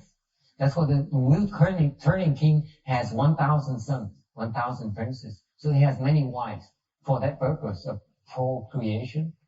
But in terms of leisure, it's a jade woman that satisfies him. It's different purposes. Yes. I thought he's teaching about the chemical things. Yeah. So what about 1,000 wives? But that's how his wives. It should be okay, I think.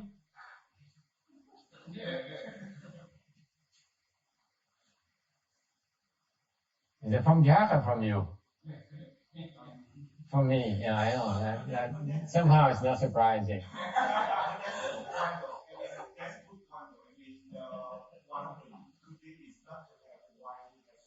What's good about it? Why it's enough?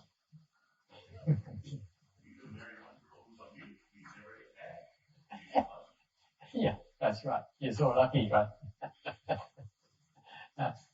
Okay, guys. I don't know.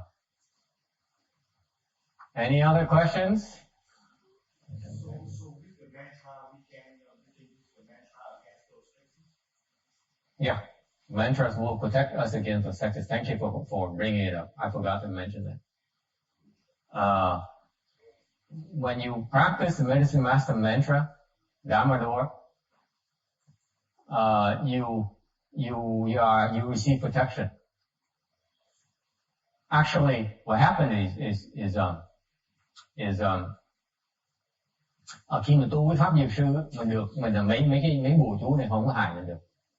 Okay. In fact, the Sutra says that you avoid untimely death.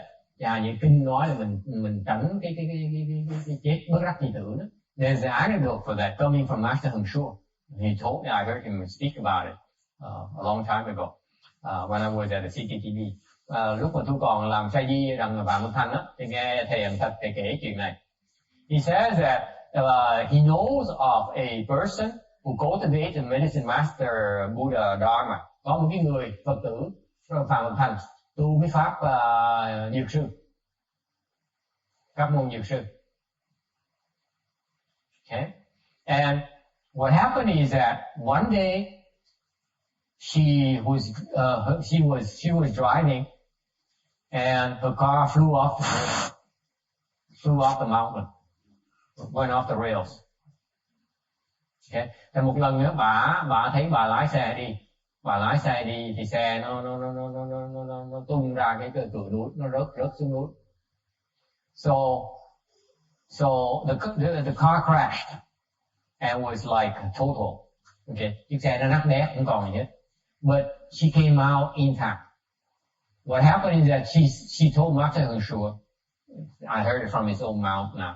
Tôi nghe thầy kể, thầy nói là when the car went off the cliff, khi chiếc xe nó tung ra khỏi cái sườn núi một cái, thì bà thấy, okay, bà thấy chết rồi, she saw death, okay. She thought she would die for sure. But then she saw her body leave the car, like detach from the car. Cái bà thấy một cái hồn bà nó tách ra chiếc xe.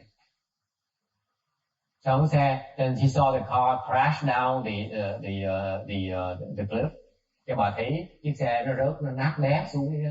Xong bà rớt theo cái chiếc xe.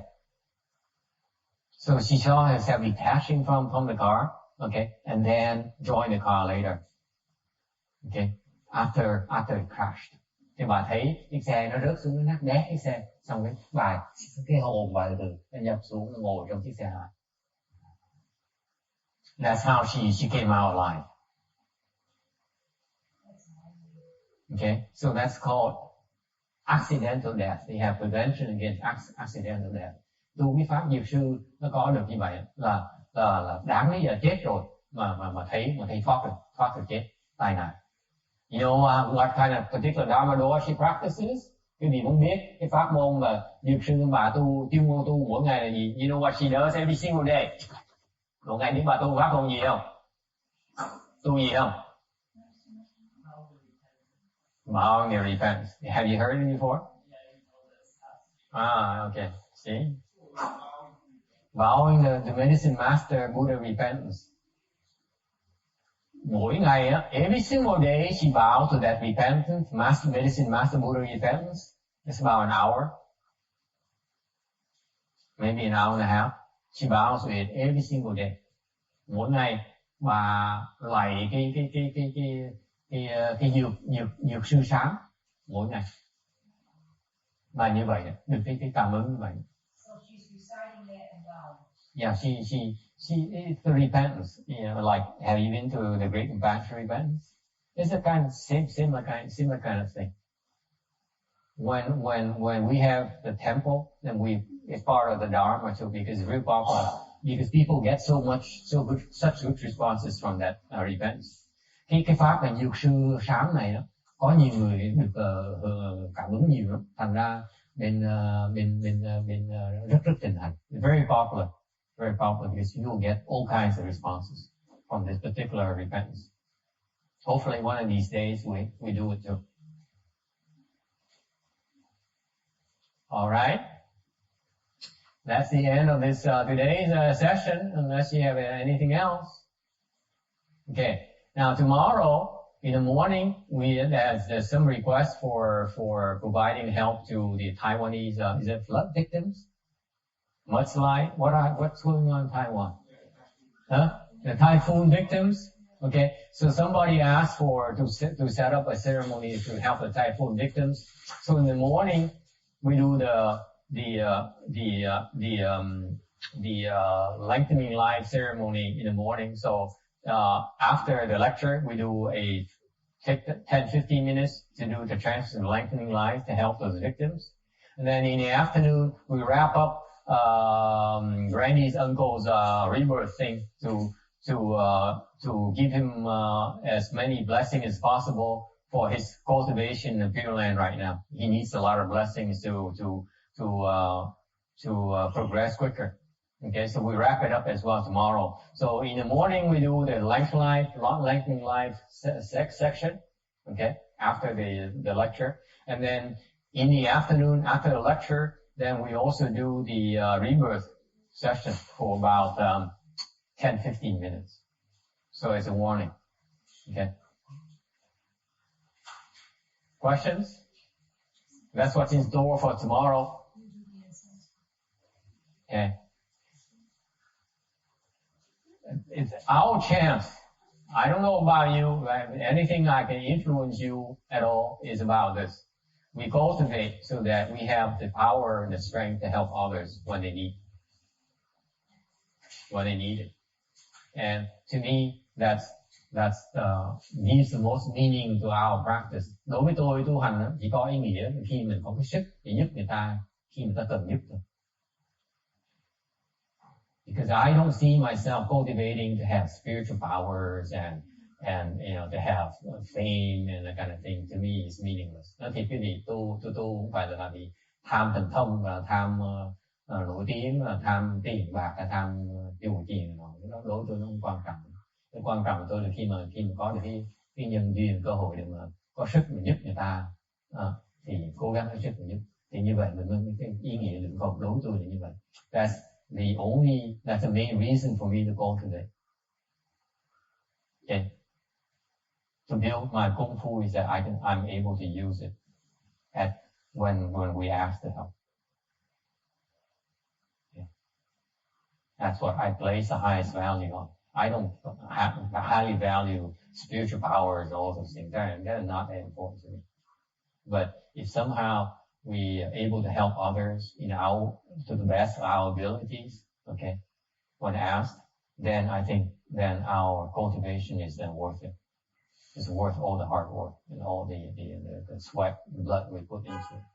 Và nếu như khi mà mình có cơ hội giúp người ta được, hết sức mình giúp người ta được, thì bỏ cái sức vào mà tu thì cái nó xứng đáng.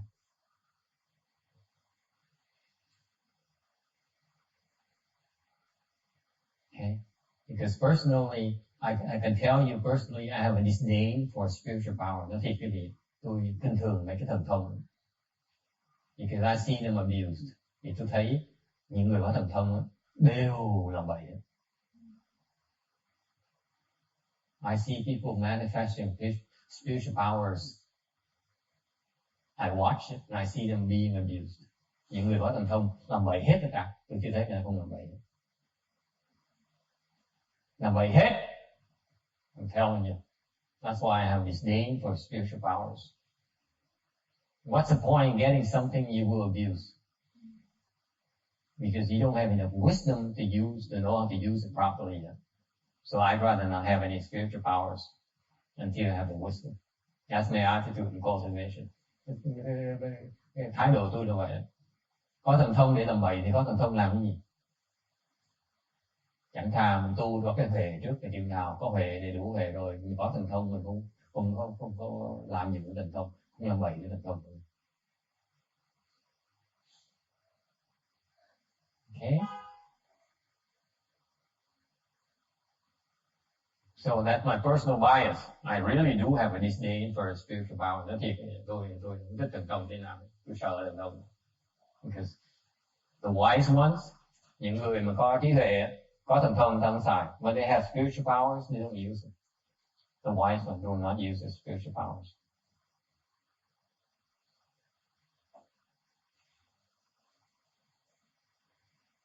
For themselves. Cho mình. Okay. Questions, comments? To me, the best kind of spiritual powers that the safer kind is to be able to help others get reborn into the Pure Land. Cái thần thông mà tôi thấy mà có lý nhất là có thể giúp người ta vãng sanh. Cái đó có lý nhất. Okay? Cannot do any harm.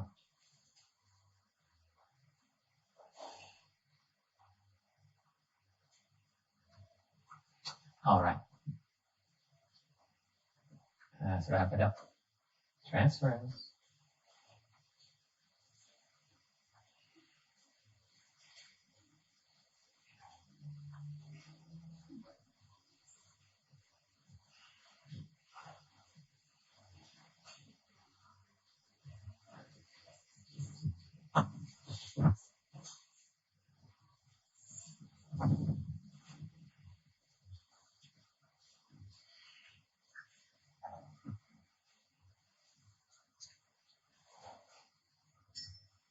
May these merits and virtues adorn the Buddha's Pure Land, repaying the four kinds of kindness above, aiding the threefold paths below.